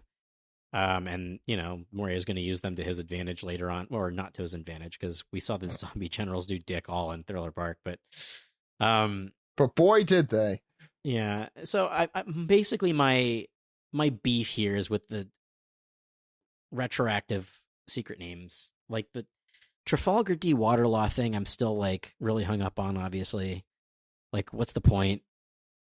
I guess the water laws or I guess, well, no, Trafalgar's his fucking last name. No, it's supposed to be Okay. Trafalgar Waterloo. That's Waterloo, the joke. yeah. That's Waterloo, yeah. That's Well, the right, 'cause- reason. It's 'cause his only name is for that joke. Supposed to be, Yeah. Trafalgar Low, but it got I Right. told you romanized it's differently. it's only about the comedy. That's all Hoda really cares about. Okay, yeah. So coming back to that, I hope that's true because now I've it is like, it'd be really funny if I did. It'd be really funny if I like changed Rox's name in the middle of this flashback and just fucked with people. Like I because that's sort of what's happening here a little bit. I don't know. I'm excited for God Valley. I think it's fun. I think it's again this whole like, hey, Dragon's here, and also he's the one that maybe rescued Shanks and put him in that treasure chest that Gold Roger eventually finds. Like, I guess there's some fun connective tissue there, and I don't know if he has to necessarily be at this specific event. It just seems too neat. I don't Like know. we were talking about Rayleigh's Am I Creek crazy? last week, and that was the episode title. But this is like the shit show post prom party where everything goes wrong. Yeah. I'm 100% on board with like all the name stuff. Like God Valley had all the tension it already needed. Like everything we ever wanted to have happen, like all the big like tier ones of the verse kind of come together and like go at it, and there's like narrative reason to it. And then Yeah. like throwing in like Dragon, like that's really cool. The name stuff, it feels, you guys ever read like Stephen King's forewords of his like, I put all the all the cut material back into the stand, so now it's like 1,100 pages long. And even he admits, he's like, yeah, this needed to be edited out. Somebody needed to tell me no. It does feel a bit like nobody can tell Oda no anymore.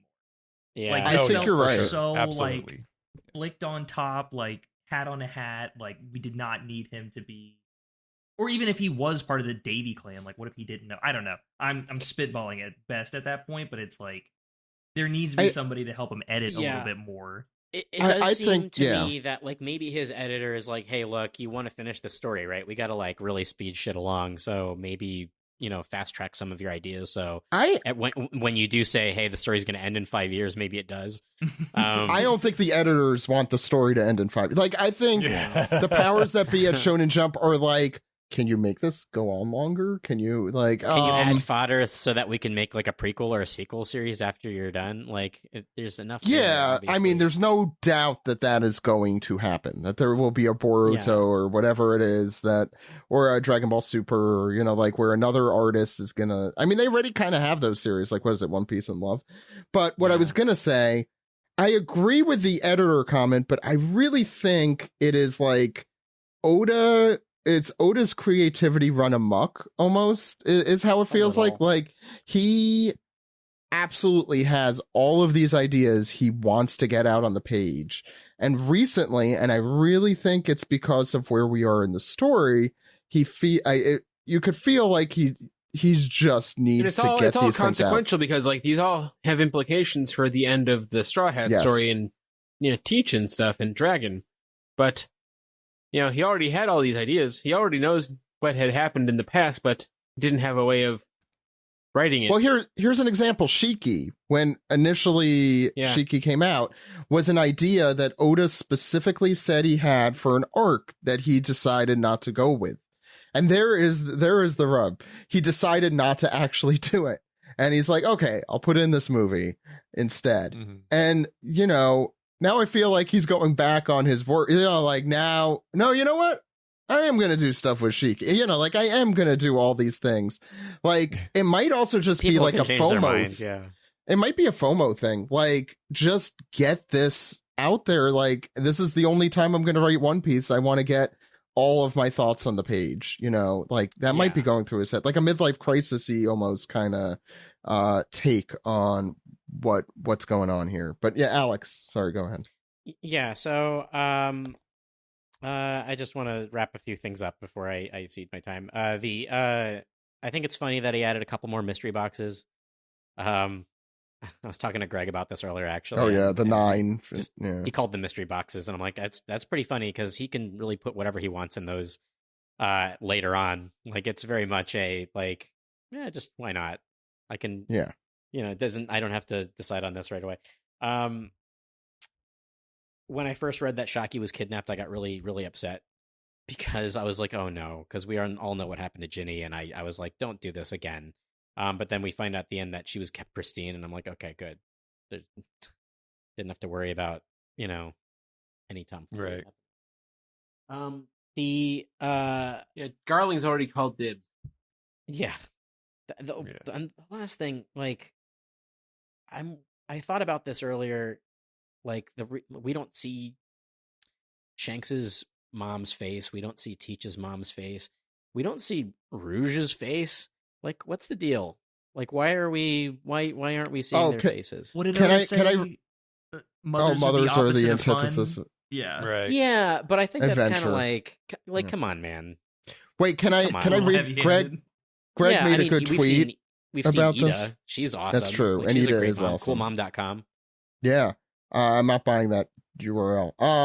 But Greg also posted a fan saying, hey, Oda, could you draw 30,000 pages of high-quality artwork week to week alongside mostly stellar writing and world building over the next 30 years or so? Sure. And then fans also asking, cool. Could you also draw the faces of major characters' mothers whenever they showed up?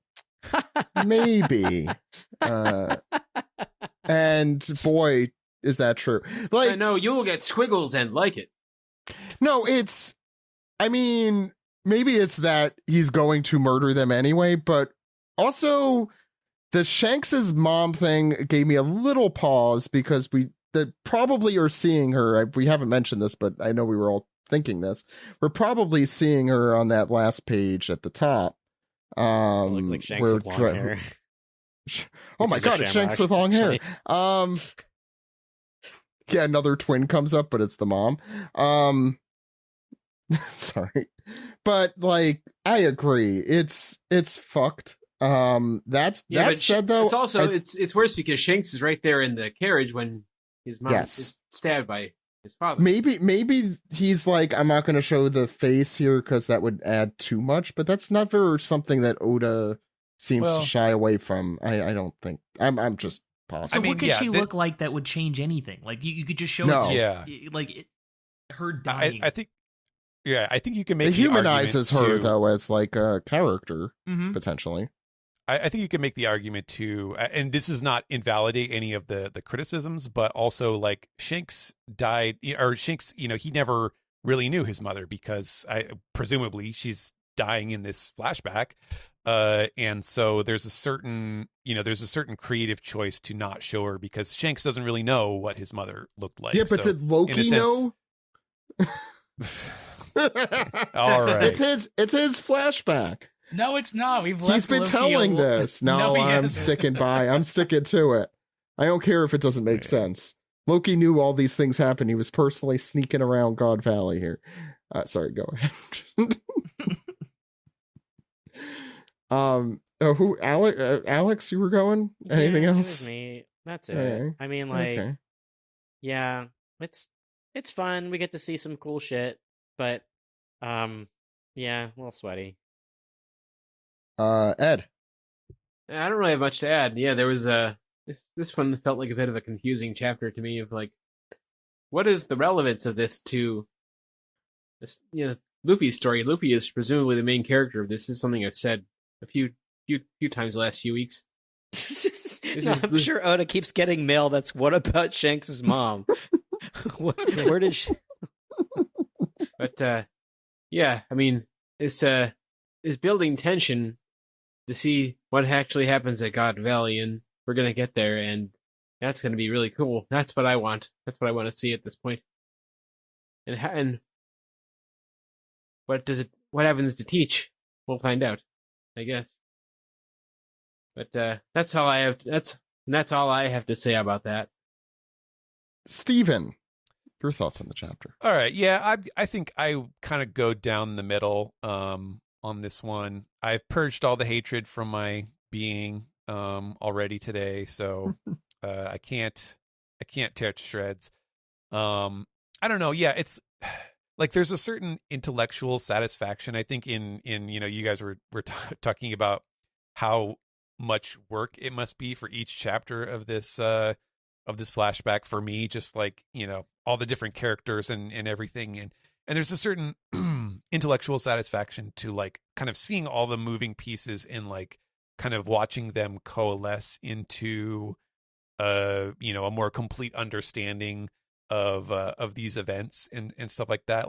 Like it's interesting to learn that stuff. But as to whether or not I'm like truly satisfied as as a story that I'm ingesting, that it's a little trickier to say. Obviously we're still in the middle of it, and he might absolutely there might be an incredible conclusion to this where I'm like, oh my god, that's just it's perfect.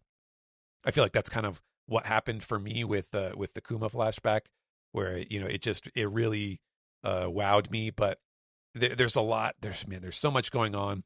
I do kind of agree with Alex where there's so much like repetition of certain like tricks and tropes that he does. The hidden name thing is kind of silly, and it does make it kind of funny that like Rox DZ Beck, like the dumbest part of that, which is the name Rox, is apparently a name that he gave to himself because he already knew that his name was Davy DZ Beck. So it is kind of funny that I thought the worst part of that name was the part he decided on. I think it'd be funny if he decided on it because he was like, "Man, I rock."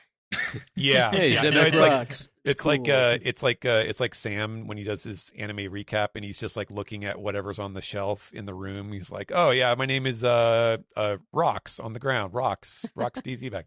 George Glass, or if Sanji's first name is cool. Yeah, Sanji's cool. Max Power. That's actually what it is. That's what it is. Max Power. And so yeah, that's a little much. I'm also like here's another missing people that have been tried to exterminate from the world that we were already introduced to the Buccaneers, and now he's like, oh, and guess what? Is there going to be a third flashback where we see God Valley? And it's like, oh, in addition to the Buccaneer boy and in addition to the Davy clan, we also have the Joy Boy, blah, blah, blah, whatever else he thinks to throw in. It really does. There's a hat on a hat sort of thing going on, and I'm hoping, I'm assuming that he's he's kind of building up to something with this, because it's been such a repeated motif of like, well, there's the three-eyed people, we have the Buccaneers, we have the Lunarians, we have this and that. Like there's so many like ancient, supposedly extinct people that the government is trying to wipe out. And I mean, I guess at some point it just becomes like, oh, well, I guess the lesson is just that the government is extremely bloodthirsty and is trying to, commit genocide all the time, which, I mean, I guess we've seen plenty of that in One Piece. So not a huge surprise, but, if he's going to treat it like a big mystery that with layers to be unveiled, I would like it to be going somewhere and have some interesting payoff. And I just haven't seen that yet, really. But I don't know. Like it was really cool to see Dragon here, and this does a lot to kind of fill in the blanks of his personal evolution and what brought him to where he is today. So I did like that. But otherwise, yeah, I don't know. It's just kind of a holding pattern. I think I'm just waiting to see like, how does this all shake out? How does the Rocks crew break up? What sort of drama will we get in the big climax of this event?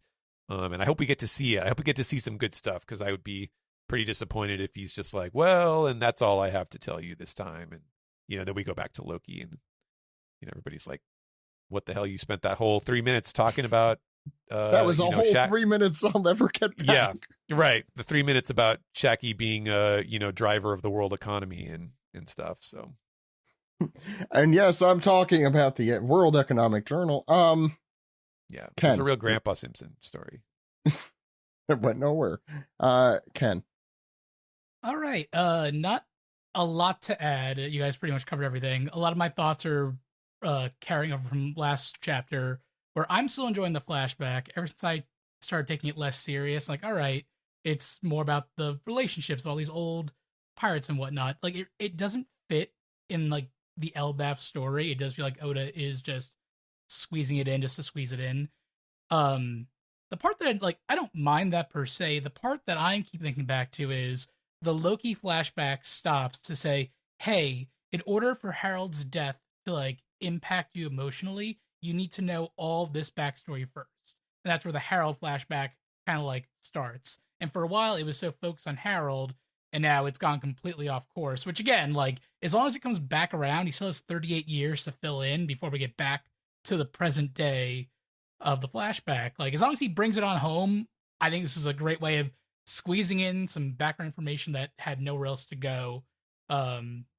It works. I find it all interesting. I like seeing how the dots connect. I like seeing like these kind of things. So I'm not too upset about it. I know people were comparing it to like almost like fan fiction, like, oh, here all your favorite pirates are all in one place doing all these fun things together. Like, I get it, but like, I'm still enjoying it. I don't know if that'll change over time, but as long as this lands and I end up caring about Harold right in time for the Loki flashback to start back up, then I'll consider it a win. If it just completely just turns into a Rocks or Davy like cry fest, then so be it. Trying to think. That's about. I don't care that we haven't seen Shanks's mom or Teach's mom. Like, if they're not going to be big important characters, then I could see him just never showing them, and that's fine. Like the only reveal I could even possibly think of is because we know the Davy clan is from God Valley, so if the woman that Shanks and Shamrock's mom, if she was part of the Davy clan, that makes Shanks a Davy, technically. And that could be, because we don't know, like, we know it's Fagarland Shanks, but, like, okay, if his mom comes from the Davy clan, does that give him a D? Does that give him a Davy? Like, that's the only, and that's the thing, like, it doesn't matter. It really, at this point in the story, it does not matter if we know Shanks has an additional, like, lineage or ancestry. So, like, if his mom is a Davy, great. If not, it doesn't matter. So, I don't expect to see Shanks' mom, and I don't really care. I don't think it's going to make a difference. Just I can't wait to see how God Valley wraps up. At this point, I'm convinced that because Zebek said, like, he thinks fate is against him and that he'll do whatever he can to get his son off the island, I'm assuming that he intentionally loses to Garp and Roger, because just for everything we've seen, like, he is a strong, like he will not go down easy. And granted, you have the King of the Pirates, Roger, and you have Marine hero Garp. Like, those are two very strong opponents, but, like, I almost see, like, a scene afterwards, like, where it's Garp and Roger talking. It's like, is it just me, or did he pull that last punch? Like, did he seem a little, like, distracted to you? So I can see Zebek dying on God Valley, like, doing one last hurrah to get Teach on a boat off the island, and, like, my son will live on, my lineage will live on, and who cares if I die? I stayed true to my word the entire time. That's his big issue with Harold, is, like, listen, you're the big king of Elbaf, but, like, you're sitting on, like, the laps of the world government trying to do this and that. You are the king. You can go out, if you want to change Elbaf's name, go change Elbaf's name. You do not need the government to change the way people think about you. Meanwhile, Rock's unapologetically himself going out and doing everything. So, again, we have to see how it all wraps up. I'm enjoying it. I think if the God Valley stuff lands right, it's going to be really effective. So we just got to wait and see. And I'll try and make my thoughts quick. It's crazy how long Oda has been pulling the "and my real name is ... line. Because I made reference to Gold Roger, which, when did we find out that wasn't his, like, actual name? Was that Drum? Yeah, I think it was. It was the end of Drum. Yeah, that was the thing with Kureha. Yeah. So I think that's the first time you get something crazy like that. I feel like the first time he does this kind of lore drop was the Jack in the Box chapter at the end of Ennia's Lobby, where it's like, and you're related to this, and this is like this. And the thing is, at the time, I remember really enjoying that and thinking that that was crazy and cool. So, like, this might just be, you know, being a jaded old folk, you know, when it comes to this. Or maybe it's just because we've seen this, you know, card a lot. The Trafalgar Deepwater Law is the most egregious of the examples, in my opinion, because it really, I think, is just to make that joke that he has that other secret name. Trafalgar, we didn't know he was Trafalgar D Law, to be fair, until that. Which I forget because it's just like, okay. He was just Trafalgar Law. Cool bad boy who hates bread. That's all we knew about him. But there's a character I didn't really care about a lot who also had a very insanely tragic backstory that was executed very well. His name was Jesus Christ. Wow, I knew there were Law fans out there, but Law fans, wow. All that said, I think a lot of the criticisms I had last week, which were about, like, the disparateness, like, it felt very scattered and disconnected, the stuff we were seeing in this flashback, he's assuaging some of my concerns here, because things do feel like they're kind of coming together. The only problem is, how is Harold going to factor into God Valley at all? He is on fire right now on the water.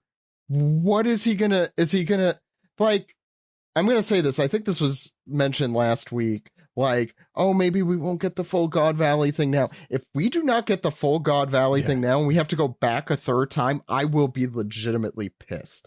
That is bad. That would be don't bad. Yada yada this time. It's You do the rest of it now. I don't want any more shit. Yeah. I do wonder, like, if maybe he meant to do all of this during Kuma's flashback, but it was already running pretty long. I will say, I was looking back at Kuma's flashback, like, God Valley is like kind of at the beginning, and it's front loaded, but the rest of it is right, which makes it but the rest of it is, and I at the time gave a lot of similar criticism, and I understand that about that flashback, but I did with the caveat that we were talking about it in the middle of a story. So it's not like this is really, going to change my opinions of it and also just how it looks. And I think Kuma's backstory overall, I'm very fond of that story. And I think he executed it mostly pretty well. Like, I don't have a ton of complaints about that. And the God Valley stuff is pretty quick in that. It is like a chapter's worth, maybe not even. This like one, 2 or 3. Oh, it is that much? There's something actually happening the whole time. He's always running away or something's going on. Kuma is there. Yeah. He doesn't understand the consequence of what's going on, but we do, or we recognize it. It starts. Sorry, I don't mean to. Kuma's like, what is Shaki? Yeah, that's probably why it wasn't. It like is completely unrelated to it's anything. About girls, I don't know that. What? No, you know what? Shaki, is that a fruit? I don't even think it's a chapter. Like I think it goes through, a chapter, but I don't. Well, because remember, there was like a chapter ender where he meets Ginny and Ivankov, and they're like, "Don't you want to live?" and blah blah blah. Not to get too into it. In 1095, it's only the last 2 spreads, or it's not even the full 2 spreads. It's like 3 pages worth, and then the 1096, it's not even half the chapter. So it really is not that much of that. I think at the time we were disappointed because we were like, tell us what's going to happen. But at the same time, I think it would have really just killed the emotional resonance of that story. Yeah. But now we're killing the emotional resonance of this story. That's kind of that's my qualm with it. It's like, Alex, were you the one who's like, if they could just make a flashback arc, he should just do it? Oda's in charge. He could do that if he wants. Yeah, actually, I was actually thinking about this, like, as we were talking, that maybe we should just classify this as the God Valley flashback arc, and just have Elbaf arc part 1, Elbaf arc part 2 in our rankings, just because, like, at this point, I feel like... No, I'm not going to do that. I'm saying this is already longer than, like, Whiskey Peak, right? Okay, well, yeah. Maybe Little Garden. Like, yeah. It might be. I mean, the Odin flashback, you could say the same thing for, though. That was gravy. A chunky one. I think I don't even, still like, significantly longer. Give up doing arc rankings at this point because the flashbacks it's all in... It's all in context of where it is in the story, though. Like, I don't want to litigate this right now. This is not important. I don't know why you brought that part of it up. He is trying hard to connect it back to Elbaf, though. It's like, oh, there's Gunko. Hey, look, there's Sommers. Like, there's still, like, he's sprinkling little things in there. Remember these guys that you saw earlier? Yeah, I feel like he better. No, I don't remember them. Because then people are going to, like, complain that, like, oh, yeah, who are these guys again? We'll get back to them. This is... I've said this several times now, but... It reads better as a volume, the series. Most people read it as a volume. That's how... So, like, it's... I want to caveat every single thing. Ken, stop making fun of me as I hold the volume of One Piece up. I want to caveat every criticism I'm giving with that. That being said, it is... I think he does make some vast improvements this week in connecting the dots. The Davy Clan thing, I am not as annoyed about, like, the hat on the hat with the Buccaneers. I think those are different stories, and I think we talked about Blackbeard's, like, bloodline before, or, he has special genes, or whatever it is. Like, that's come up a lot in the story, going back a little bit of a ways. So... it's been something planted. The Kuma one is, if anything, kind of the weird one out of nowhere. Oda does a lot of these out of nowhere things. I mean, what he's usually very good at is, I think we've talked about this before, he could make a retcon look like it wasn't, a retcon. That is his expertise. And he's slipping a little here, I feel like, with some of these. Like, he sets up, he puts, A, not knowing how he's going to get to, not knowing the end. He'll put A and B down. And then he's like, I have A and B over there. Should I use those? Okay, I'll use those now. That's, I think, how he treats the story. And I think he's doing that a lot here. But I think maybe it's just us, since we do this every week and we're like so looking at all the minutia.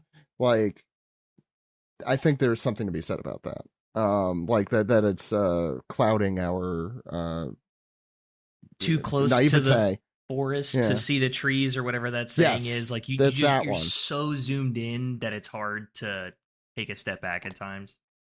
Yeah.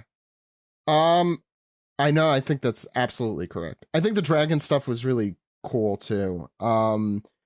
We talked about a little bit about like the political messages. I was thinking of the same thing as you, Golfer, with the Navy, because or with the Marines. Because it is always like, oh, I know they're doing evil things, but there's really cool characters there that are trying to do good. I'm like, yeah, but like someone who's really good would just leave that system and try and change it, which is kind of, I guess, what Dragon is. I'm actually surprised how similar to, on a different note, how similar he looks to Luffy. It's like the first time he's had any facial features that look Luffy-ish. We'll see, how Luffy-ish, but yeah, like the Marines are very clearly just the worst here. Like as an organization. But at the same time, why Dragon joined, because he is Garp's son. And he has been raised on that probably his whole life. And unlike Luffy, probably didn't have enough, like, F you, Gramps. Like, I mean, he probably was a little bit of a better father than he was a grandfather, Garp. But, I don't know, maybe that's a guess. But it is interesting to see that. But my boy Morgans is a kid. He's a little newsboy here. And that's really all I care about this chapter. And I'm going to end it there. Any other thoughts? I'm really curious to see if any of the other revolutionaries are here, or any of the ones that we know of were here at this moment. I don't know if any of them are really old enough, other than Eva specific, Eva and Kuma, but any of the ones that are on his crew initially when we first meet the revolutionaries, or is that a ragtag group that he's kind of picked up over time, kind of like Sabo, like taking people in as he goes, or if he convinced other Marines to leave. So in that flashback in the Kuma one, I mean, the ones you see are Ginny, Kuma, Ivankov, and Dragon. Like, those are the recognizable ones. Oh, you mean like the new ones? I think they're all they might be young. I don't know. Like Lindbergh and the one who's a crow, Karasu, right? And the rest. Lindbergh, why is that the name that I remember? I don't know. He's the bunny guy. Any other thoughts? All right, let's move on into some Piece Together.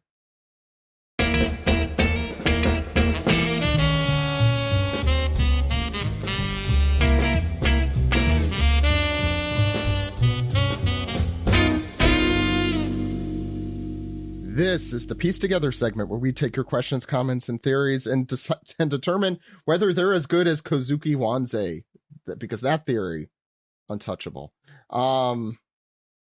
Alex, please get that image out of my mind. Okay, Davey D. Satori. How about that? Oh, get the hell out of my life. I do want to also take a moment to thank Donald Kirby, who is doing our art this week, because I did in our shortest intro segment ever. I forgot to mention that. So you should check out the alternate episode art on Patreon. Good stuff. It's some good stuff this week. Alex, please. All right. Well, this is a little something we like to call Diz Piece. So I think we have one from the 4th? Last week? Yeah, from Canty Cathalian. Yeah. Oh, I'll start with that one. Yeah, Canty Cathalian. says, "Hey OPP, while listening to Rayleigh's Creek, a random tin hat theory popped in my mind regarding God Valley. If it is true that some races migrated to the planet from other planets, could God Valley be where they crash landed? Maybe that's what caused the split in the mountain. So they named it God Valley due to gods landing there. Of course, I have absolutely zero evidence to back this up. I like it. That would be cool. I'm not. And that I'm not pops opposed into to my that. head too. Like, I don't think we Oh, mentioned. Oh, you're gonna Yeah. take credit for this, huh? Yeah. I forgot. Yeah, I'm I doing it for- right now. I forgot we're in the same arc where we saw the giant mural. Jesus, I'm gonna You have to know- like. I'm gonna have Okay. to start rereading One Piece from the beginning. It's been a while since I did that. I need to do that too. I was thinking about doing that soon. You know, like, I'm gonna read it. I to my love working son. from home as much as I do, but if I were commuting, that is definitely that's definitely what I would do. Or when I would do that. Yeah, how long have we been in this flashback? I'm trying to see by episode art. Probably like what 10 June chapters? 30th was was Are We the Biggies, which was our first episode about. So we're in September, which I had to look at because I forgot. So it's been all summer. It's been a summer of giants, summer of not really giants actually. Some giants, summer of some giants. The summer of summers, but not really. A summer of George. It's supposed to be the summer of killing him, and then they deacidified him. They did deacify him. I am so pissed about that. We had Golfer on in July, and that was like we were already in the rock stuff because that was the Is Moo a Pigeon was the title. for Yeah. that, so. Yeah, we were back in the flower capital. Oh man, The flower. Do you mean that's Wano? The flower You mean in the Oh yeah. the butterfly garden, chamber, the butterfly room. yeah. The butterflies. Butterfly room. Nothing more sinister than butterflies. Him a Alex. Killingham, fucking toxic seahorse looking motherfucker. All right, He's supposed to be a bad guy. Yeah. Make him look like a dick, I guess. King He looks too Doji. cool. I know him, King Doji. Says, "Hey OPP, this chapter feels like it really suffered from the issues Greg was talking about, where everyone has to be connected to everything. Now we have that Blackbeard is Zebek's son, so already pretty infamous, but is also part of the Davy clan, which ties back to the Void Century now with David E. Jones. Mostly commenting here to share my opinion because I'm sure you've already talked this to death, but I'll add a question otherwise. Do you have a go-to for One Piece merch, or is it more of a see it, gotta have it deal for you? I personally love box lunch for clothing and tchotchkes."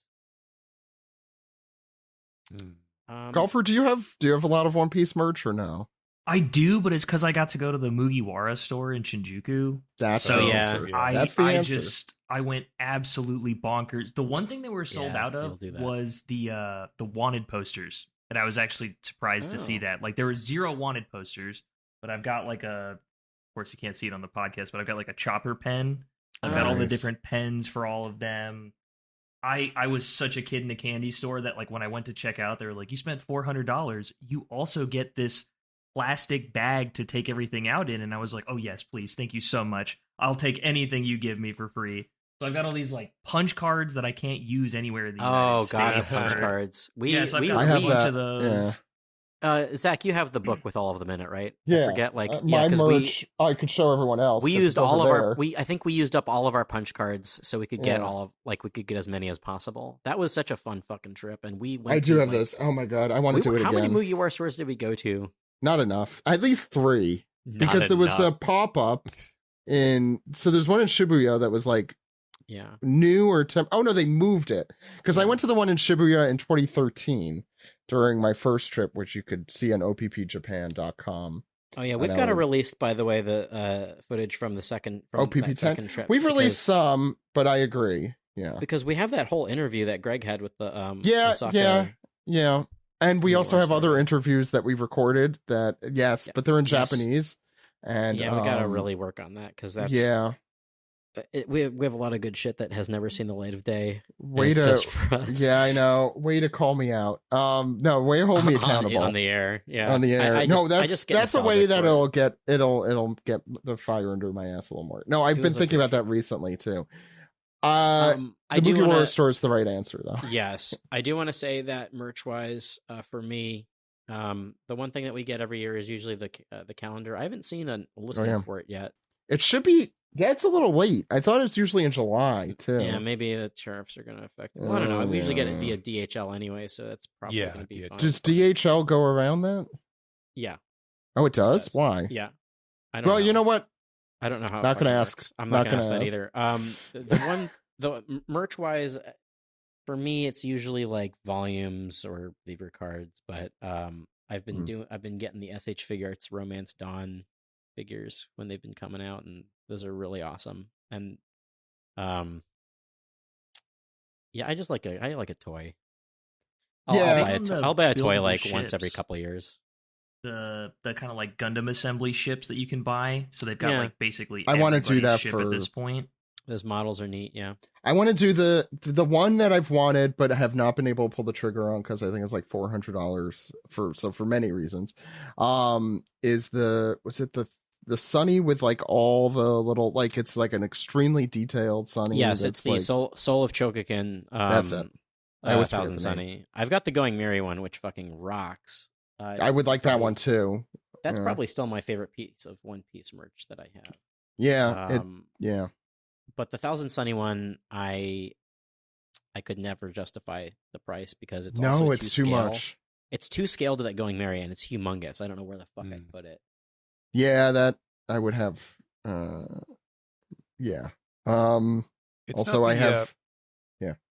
I was going to say, it's not the Mugiwara store, but it does seem like, I don't know how it is anywhere else, but at least in Southern California, it feels like the weakness in the like the mall commercial space has led to a proliferation of like anime merch stores.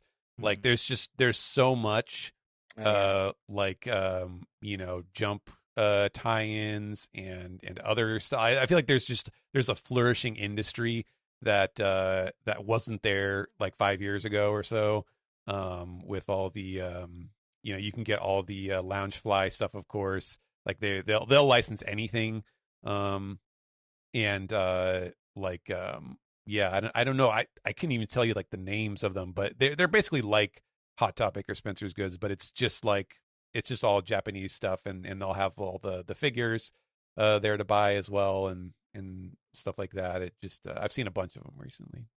I will say that whenever I visited LA, I usually go to Book Off and Anime Jungle. Love Book Off. Yeah. They usually have Book Off. The one in Little Tokyo in particular is really cool, and it's funny because Josh will occasionally post stuff on the Discord, and I'm like, oh, I know where you were. Just because you were following him. But no, occasionally, like they'll have really like Book Off in particular will have really really old One Piece merch back from when it says from TV animation on the logo. Yeah, that's how you know. That's how you know. And that's the indicator of how old and crazy it is. So if anyone's making bootleg merch, put that on it so that. Alex, what's next? Yes, next is from NZL, who says, "Hey OPP, I've been doing a full series read through for the first time in 10 years, and boy, has it felt like the perfect time for it. I got to Little Garden right before Domi. More pressure for yeah. Sorry, go. I got to Little Garden right before the Domi Reversi, which made it sting even more. This past week, I just finished Thriller Bark, so the Moria stuff last week was super interesting. I just got to Shabandi now, so reading the Shaki stuff extra hard. Apparently her and Rayleigh have an open relationship, seeing as when she's introduced, he's out gambling or looking for girls. I think that's also very typical of like old. I've fucking had it. Japanese man, salary man, right? Also, he also probably just said he was doing that and wasn't. He's probably. I'm gonna choose to believe that at least. Maybe. I think he's. I don't know. Old. I think he's probably gambling, but I don't know. Old drunk wearing They're throwing shorts. themselves at him. Yeah. Right. That's more. Yeah. I've also been trying to pay extra attention to Kuma after his flashback, but feel like nothing has jumped out at me as extra interesting. My question for this week, though, is more random. Is the Gidatsu cover story the least important one in the whole series? All the others involve characters who come back or showing us something maybe important. But for Gidatsu, all we get is seeing Vivi and nothing else. Did I miss something, or is this the least relevant cover story ever? Yeah. Or are the holes Gadatsu digs how everyone will arrive for the final war? Joking, but if not, you heard it here first. Can't wait to be proven right in 10 years during my next reread. 10 years. I actually love the Gadatsu one. I haven't read it in a while, Yeah. but the I Gadatsu one is remember great. loving it.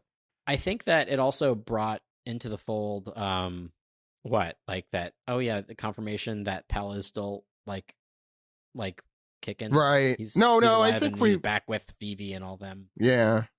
There was a lot of cool stuff because you got to see Alabasta again, which was fun. I guess Skypiea is directly above Alabasta at that moment, right? Didn't he fall from the sky or something? I'm trying to remember how that happened. I mean, I haven't read that in a while. No, he Based landed on like an island or something. Yeah. Oh, okay. Hot Spring Island or some shit. Yeah. And then dug a hole and it went to Alabasta. I think that's how that went. Yeah.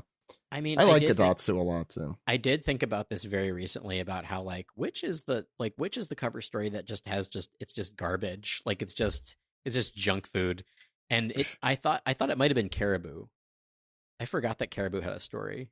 No, that one's good. I mean, Gaburu and Gaburu. Yeah, the revolutionary struggle. Look, you want to talk about although Caribou's not the political movement there, but he's kind of it's thrust upon him.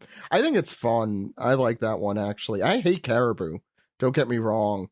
I gotta reread that one. It's been so long. It was a little annoying at the time because again, when you're like in it, and it was Dressrosa too, wasn't it? Like it wasn't at the.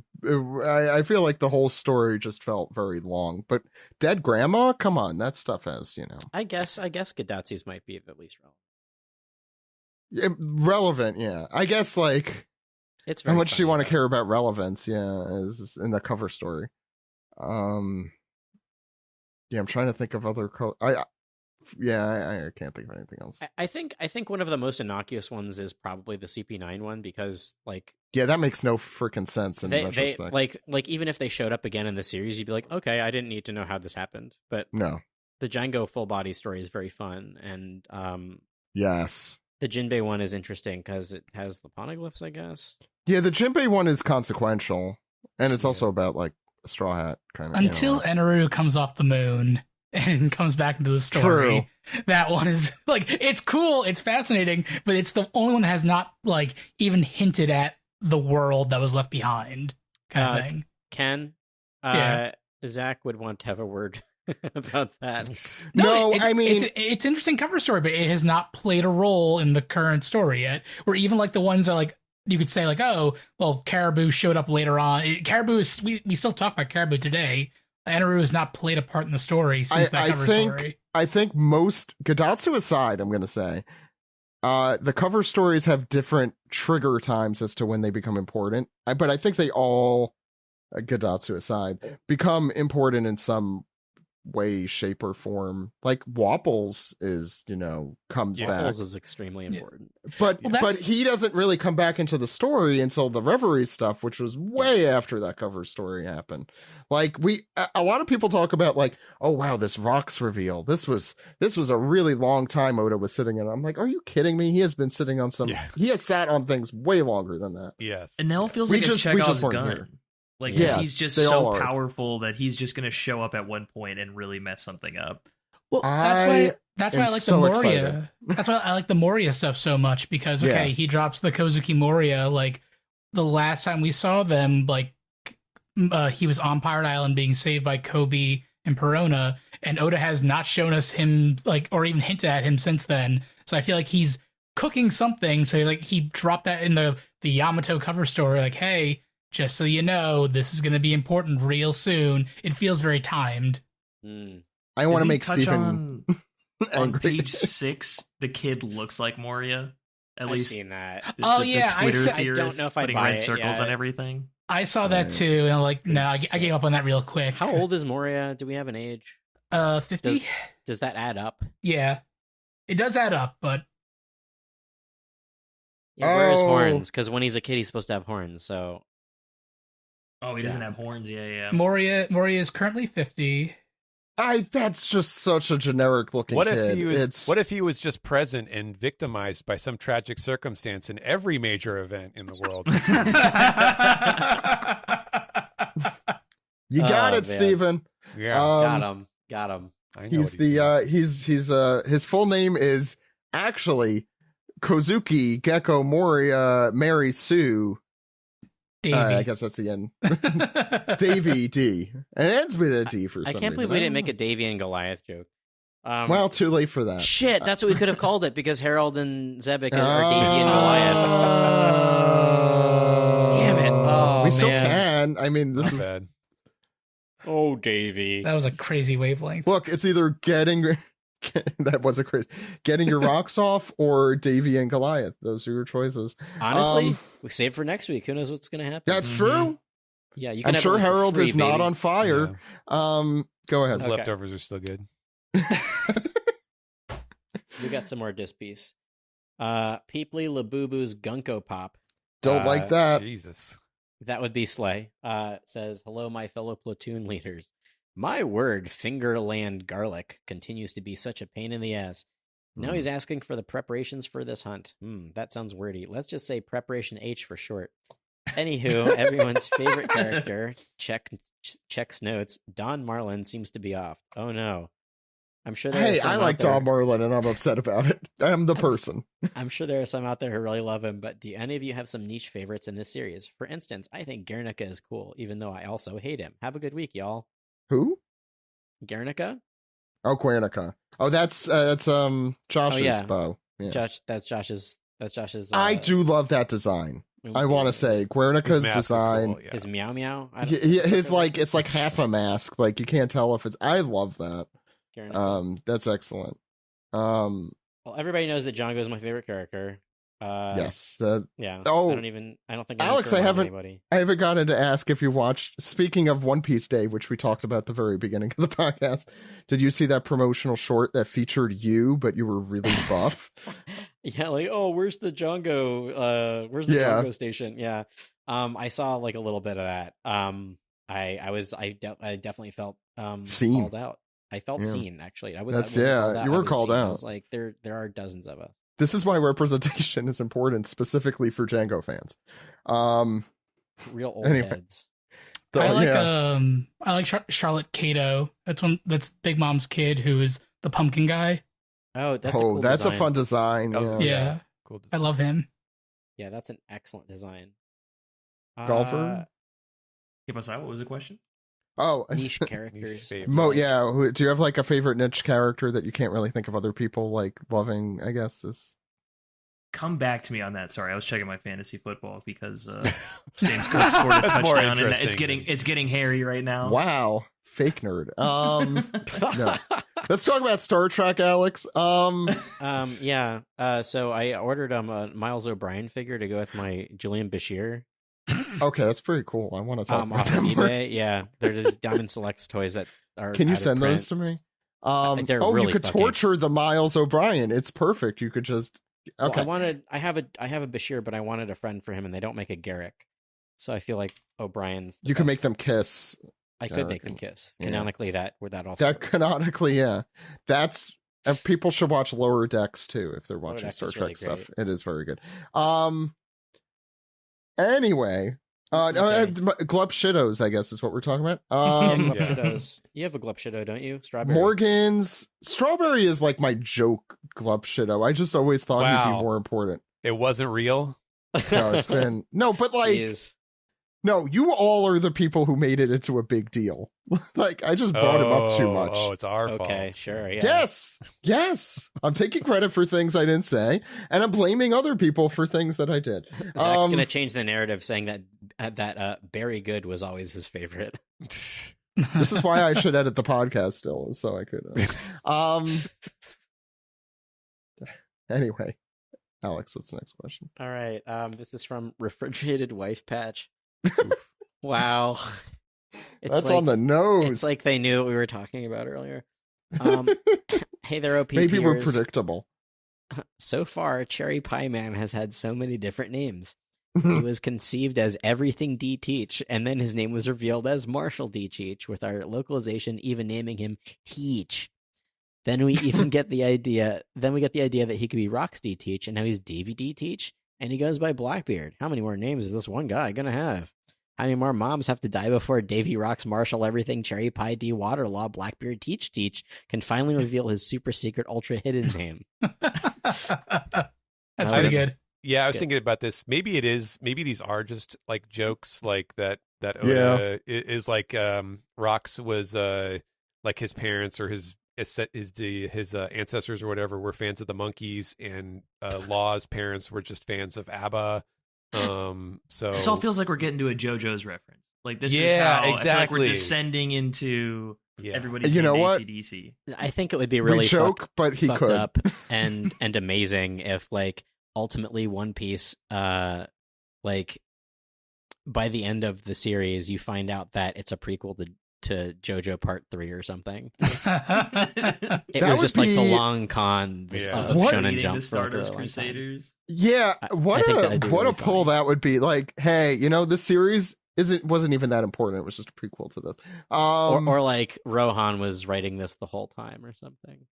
Rohan, is that the guy's name? The mangaka? Yeah, the mangaka. Rohan, I forgot. The writers of Rohan. Yeah, go ahead. What was Eye Patch? He calls him Cherry Pie Man. So like maybe Blackbeard. What was that? Warrant or Rat or one of those? Warrant. She's my Yeah.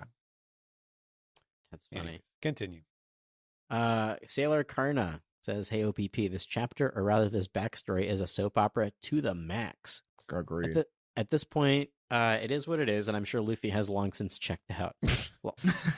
Lots of answers have been given. 3 minutes? I can't listen to that. But we still don't know Garland's motive. Why even have children with someone from God Valley? And now it makes sense why Roger was able to raise Shanks, because Garland gave two shits about him in the first place. I know I'm focused on Garland too much, but he's the reason why God Valley is a canon event. It's true. I've got a theory. Well, Shanks was in one of the chests, right? That's how. Yes, that's how Roger finds him. Yeah. Garling is like the 24-year-old guy who every girl his age or every woman his age is repulsed by him, so he has to go to like troll around high schools. So Garland can't get anybody in Marijois, so he has to find people on future enslaved islands. I mean, yeah. He's really the worst, and that tracks because he should be. There's like there's very few people in the series as despicable as he is, and we've seen so little. And also his design sucks. So bad.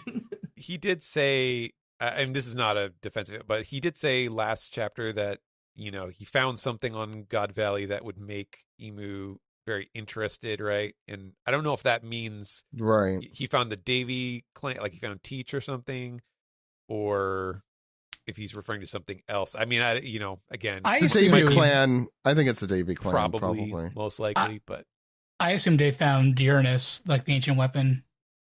I'm gonna say I think it's the Davy clan because the Kill Rocks order. They must have put 2 and 2 together. The government, despite what they're saying here. No, because Rox is like them taking Shaggy is a complete coincidence. They don't really know about. No, the Shaggy part, but yeah, because Harold said, "Oh, they're lowering you into a trap." Like, nah, they don't want me there. They don't even know I'm coming. They just picked it's very like unfortunate this is happening. They have no idea his lineage. I don't think. Yeah, so maybe maybe Garling found the Davy clan. They didn't realize that Rox was also in the Davy clan. That was just a coincidence. Yeah, the Killing Rocks order though is like that from the Five Elders specifically. Well, Rox broke into Emu's chamber and it's pretty high on the wanted list. And they were like punking Harold, like, "Oh yeah, you want to? We'll kill Rox then." True. Yeah. He's your best friend. You talk to him all the time. Nerd. They loved each other. Come on, Yaoi fanfics. Come on. We got a bunch more of these to go through. Yeah, do it. Sorry. Big Mike says, "Here's part 2 of my Kuja question from last week. If Glorioso is able to get over her love sickness, but the person she loved was Roger, does that mean Roger had to help her get over her love sickness and Ace has an older sister? Also, is it possible that the lily in Amazon Lily is named after Nefertari D. Lily, and she founded the island 100 years ago, since Amazon Lily and Alabaster are based on Greece and Egypt, which have historically intersected with each other? And part of the reason why Hancock and her sisters were kidnapped was because world government was looking for Roger or Lily's descendants, And Shaki was a prize because Emu has first dibs on Kuja women to see if they're Lily's descendants. Otherwise, Garling could have. You're taken reading her this for in the himself. most condescending way. No, sorry. I started becoming Gavin from Kids in the Hall for a second. It's quite long. I'm sorry, Big Mike. I'm not doing this to make fun of you. No, it's just we're getting tired. We're at that point. It's true. It's been a long People day. don't need to know the time. It's whatever time you're listening to this. I thought the Lily and Amazon Insert Lily was time. a pun for their sexual orientations, like how Kamabaka was a pun for crossdresser, since Japanese for Lily is Yuri, and only the straight Kuja get the love sickness. Or maybe it still is, and Lily is the Sappho of One Piece world, and Amazon Lily is based on the island of Lesvos. That's in Greece. PS, Yeah, you don't pronounced be that perfectly. So, well, it is Lesbos. PS, don't be so anti-Luffy and Hancock having a kid. Let them enjoy life. okay, Luffy doesn't. I don't want him to know what that. I don't want him to do that. I He's just forgot our about little Nefertari child. Lily. I've broken golfer a little bit, but I just don't understand why. Yeah, It's funny because like Well, we don't have it's Vero easy. for this one, so we can't do the. You would need to do the Luffy ace, the Luffy asexual fanfics. You would need to bump the number up. 'Cause I'm pretty sure that number was really low. I'm sure it is very low, and also, I mean, how many asexual fanfics are on AO3? Yuri Thunderdome or something. 5. Thank you, Ken. Ken says 5. What were you going to say, Stephen? I mean, I was saying that like when you kind of just shove it all together like this and read it in a funny way, it does seem ridiculous. But there's a lot of like kind of interesting tangents that you can draw between these things. At least as far as like, you know, Lily and Emu's obsession with Lily, and maybe there's something, you know, there's a possibility there for a storyline, but I didn't even. It's also like very. Yeah, but she was the queen of Alabaster, right? Like that was the whole thing. Like, yeah, but she never but then she returned. disappeared. Yeah, I don't know. It's possible. I was gonna say the God Valley stuff kind of reminded me. I've been like making up stories with my son to like distract him in the bathroom. So when he hears this in 10 years, please. No, like to like entertain him while that's going on. And that this is what those feel like, because they always, when he interrupts and adds things, it's like, yeah, and there are 15 fire trucks and they're all, yeah, and there's this and there's this, and it's like, you know, playing with your dollies, and it just like everything starts, you know. That's kind of what God Valley has felt like to me, for the good and the bad of that. Yep, that's all I got. This question kind of reminded me of that. Alex, we have one more? Two more. This one's from Cramalamalar, who says, "Ahoy, Davy Peace Podcast. Banger chapter as always. My Our first new name. Indeed. My first, our secret hidden name. Our secret hidden name. My first read through was standing on a very busy train and thus was super unfocused. Now that I've reread it, I appreciate it more. The reveal doesn't mean loads to me yet, other than opening up possibilities about Blackbeard's lineage and maybe why his body is quote unquote weird. Oh, and how it's funny that in English format, Davy Jones is Jones Davy in the OP world. It's true. Love seeing Baby Dragon and how totally unpolitical his sections were, with the Marines actively warning him not to have his own opinions. Love how this series has no woke politics. There it is. My question this week pertains to Dragon. Do you think he'll do more of this flashback than he has the entire series thus far total? Sure seems that way. Have a beautiful week. The Kuma flashback, he did more than... I don't think we're going to see too much more of Dragon. Well, I think we're going to see him the put... radicalization of Dragon. I think we're going to see him put Shanks in the chest as like a protection kind of thing. Yeah, probably. Mm-hmm. Dragon, specifically, you think is going to be the one? Yeah, because Dragon's with the mom right now and the 2 babies. And she's saying, please save our kids. Save my kids. True, God. Why didn't I put he's that going to, together? like, go quick treasure chest, shove Shanks in there. And then as he's going to do Shamrock, Garland's going to walk in, like, where are my children? No. This will be great. Like 2 of those chests, I guess, are empty or whatever, because I guess the fruits were stolen by Ivankov, right? Yep. And those 2 empty chests Yeah. He's going to put both the kids in each chest, and Garling, like at the very end, is like, "Well, I guess I'll collect my prize." Right. And he opens it up, and it's his own kid, and he gets He's gonna be super fucking disappointed. pissed. Yeah. Shit. That might happen. Like Yeah. Roger steals one of the chests and it's a baby. It's like, You think there's why is there a baby in here? Why is it my baby? Disappointed. Wow, there is a non-zero chance that I happens, hope that happens. for sure. It's gotta be sounds- something that's- silly like that. It's very great. funny. I want a full Enaru fault face when he sees that. Too Oh my serious God. about it. Yeah. Well, actually, no. I He's gonna those are- he's gonna do the Odin and Whitebeard face. when he Wow, sees- Steven, people couldn't see that, but that was an excellent Odin Yeah, exactly. face. Yes. I was distracted by the cat. Yeah, As you sorry, should be. Simba was Simba's going here. crazy. Simba he's showed up. He's in my office now. Simba's our mascot. Is that Simba's real name? Oh yeah, what's Yeah. what's Simba's super No, secret well, okay. name? Well, His hidden name. the only lore I have to share about Simba is that he was he was a bit of a stray when my my in-laws found him. Like he was just coming up to the door, and they didn't know he was a boy at first, so they were initially calling him Nala. Aw. Oh That's actually wait, cute. that is kind of a One Piece backstory. No, your name is. That's right. Alex? We got one more. This is from Sheep Man. Beep bop bop bop. Howdy OPP. If any of you had one character you can see bearing the initial D, who would it be and why? We still don't know the full story behind the D, but the bits and pieces in play already, and the cheeky reference to Sabo being or having one in that flashback where Luffy refers to him as Sa Di Bo. I did think before that scene that Sabo could have one to connect the three brothers even more. Doesn't seem to be the case with how irrelevant and lame his parents are. Actually, I don't think Sabo has one because he comes from Celestial Dragons? Go. Yeah. No, Celestial Dragon no. blood. No, They're he just comes really rich from people. really No, rich No, he's people. royalty. Yeah. Oh, he's just royalty. Okay, it's not. No, he's not even royalty. I think they're just like aristocrats of Goa. Yeah, Yeah. yeah, go. Okay. Yeah. They They're were- just like Stelly's the king now, so his family must. Yes. right. doesn't matter. Oh no, I mean, yeah, you could get elected king like in Star Wars. There are many ways to become king. Yeah, yeah, totally.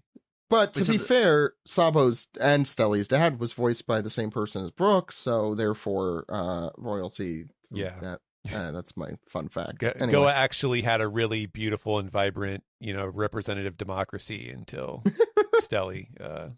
He's like, oh, president? Wait, Yeah. no, this is actually too real. The Is that it, question Alex? was the That's it. original Yeah, D sorry. clan member? Is that what it's asking? If there was, who was most likely to be a secret D? Nami. Oh, gotcha. Simba is just staring into your soul there, Steven. I don't want any more secret Ds. I feel like the Nefertari reveal was like the last good. There we go. Like Nefertari D Lily. Like Yeah. that to me was a good punch. I don't want any forgot more. about that. That was a good. That was actually. Me Right. too. That was probably one of the better D reveals because it's like for the reason it was done Yeah. I didn't hate it. and the way Yeah. it was done. I think was better than. I just mean, like okay. What other D reveals have we had? Like, oh my god! Besides Gold Roger, Law. Actually, do you know Law, what? I think that Frankie could be revealed via D. Cyborg D, Frankie, or Mostly because of 1000 the- D Sunny is his full name. is the fact that his father was a famous pirate or something. Yeah. That the thread that never ever got reopened. You know Wasn't there what? a That thing- might be one of those things Wasn't that there a never thing with gets. Queen with his father, or was that That's just a nothing? fan theory. That was Alright. fan thing. Yeah. Gotcha? Because they both like tech. Yeah.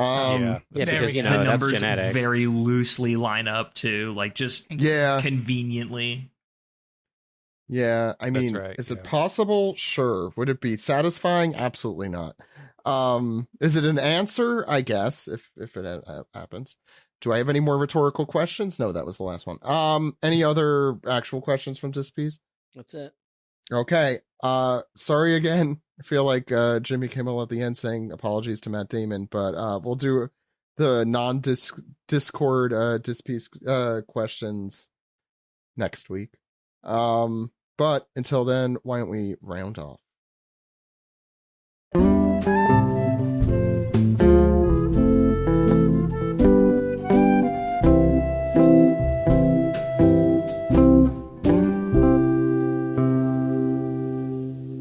This has been the One Piece Podcast, episode 883 for September 8th. Thank you all so much for coming on. We will finish this flashback at some point. I promise it will end at some point. Maybe. Golfer, where could people find you? GolferGare on TikTok and YouTube. Ken, where could people find you? You can find me anywhere online under KindKing01, whether it be Blue Sky, Instagram, Twitch, you name it. I'm all the same name everywhere. And also make sure to check out the OP Art Collab Volume 2. If you liked the art for this week's episode, Kirby and myself hosted the collab last year, and a bunch of his pieces are in the collab as well. So if you're on Blue Sky, look up OP Collab on Blue Sky and check out the artwork from hundreds of artists drawing over 800 One Piece characters. It was a really good time last year. Huge thanks again to Kirby for drawing this week's art. We'll make sure to check out all of his art online. Steven? Yes, you can follow me on Blue Sky at stephenpaul.bsky.social. You can also follow my new series that I'm working on. Comes from Just Jump for Joey Plus. and me. Yeah, it is on Jump Plus. It just started this week, and it is I guess they all start weekly, but then they transition to usually a slower schedule at some point. But it is called Kurumizawa's Folly. It is a kind of a period piece. It's set in 1971, and it's about making manga. It's actually kind of a similar premise as another old series that I worked on called what was it? Time Paradox Ghostwriter, Time Machine Ghostwriter, something like that. So yeah, it deals with like proper authorship of manga, of a creative work, and the ethicality surrounding that. So there's some interesting questionable behavior going on, and it's a cool premise for a series, and I do like the art too. So check it out. It's a huge, like the first chapter is like 80 pages, and the next two are like 40 plus as well. So you'll get a lot to read in the next few weeks. So that's Kurumizawa's Folly, and that is on the Shonen Jump and Manga Plus stuff. You can find it all there. I've been saving that for a rainy day because it's 80 something pages. I want to make sure I could pay attention and yeah, you have all the great series. I don't know how you did that. Good job though, Steven. Alex, where could people find you? Find me on Blue Sky at dude!! And fuck ice. Yeah. Okay. Cool. Hell yeah. Yeah. I don't know why I responded like that. Yeah. No. Seriously though. Fuck ice. Thank you all for coming on the show. You can check out the One Piece Podcast at OnePiecePodcast.com, wherever you get your One Piece podcast. Apple Podcasts, Spotify, the rest. You can check us out. Please check us out on YouTube at youtube.com/OnePiecePodcast. I want to give a big shout out, which I think we do, but I should always do more, to our editor Delaney, who has been actually putting together shorts. And I think she'll be releasing those a little bit more, so subscribe to our YouTube to check out those. The most recent one, I think she's going to be posting one about her soon, but there was one about Steve Yurko not getting his baseball card and taking it out on the entire sport, as one does. So that and a lot more out there on YouTube. Check us out on Patreon at patreon.com/OnePiecePodcast. Alternate art from Kirby this week. Alternate titles. There's some ridiculous ones. And we also have the entire Forced to Watch 4Kids series with Alex and Steve, which is still excellent and timely because people are just discovering Crocodile's poop jokes. Yeah, taking our heat. Oh, yeah, they're really just stealing your thunder. It's not cool. But yeah, please check out that series if you haven't. Anyway, next week we're back with another chapter in, as Ed put it, 7 days. We have Anthony Bowling, former One Piece ADR director, on the show next week. Yeah. So we'll see you then, everyone. My name is Zach. And that's Alex. Oh, I'm sorry. I forgot. I had left. And my name is Alex. We'll see you next week, everyone. Goodbye. Bye bye. Maji. No, Davey. we're not. No. We are Davey. We are.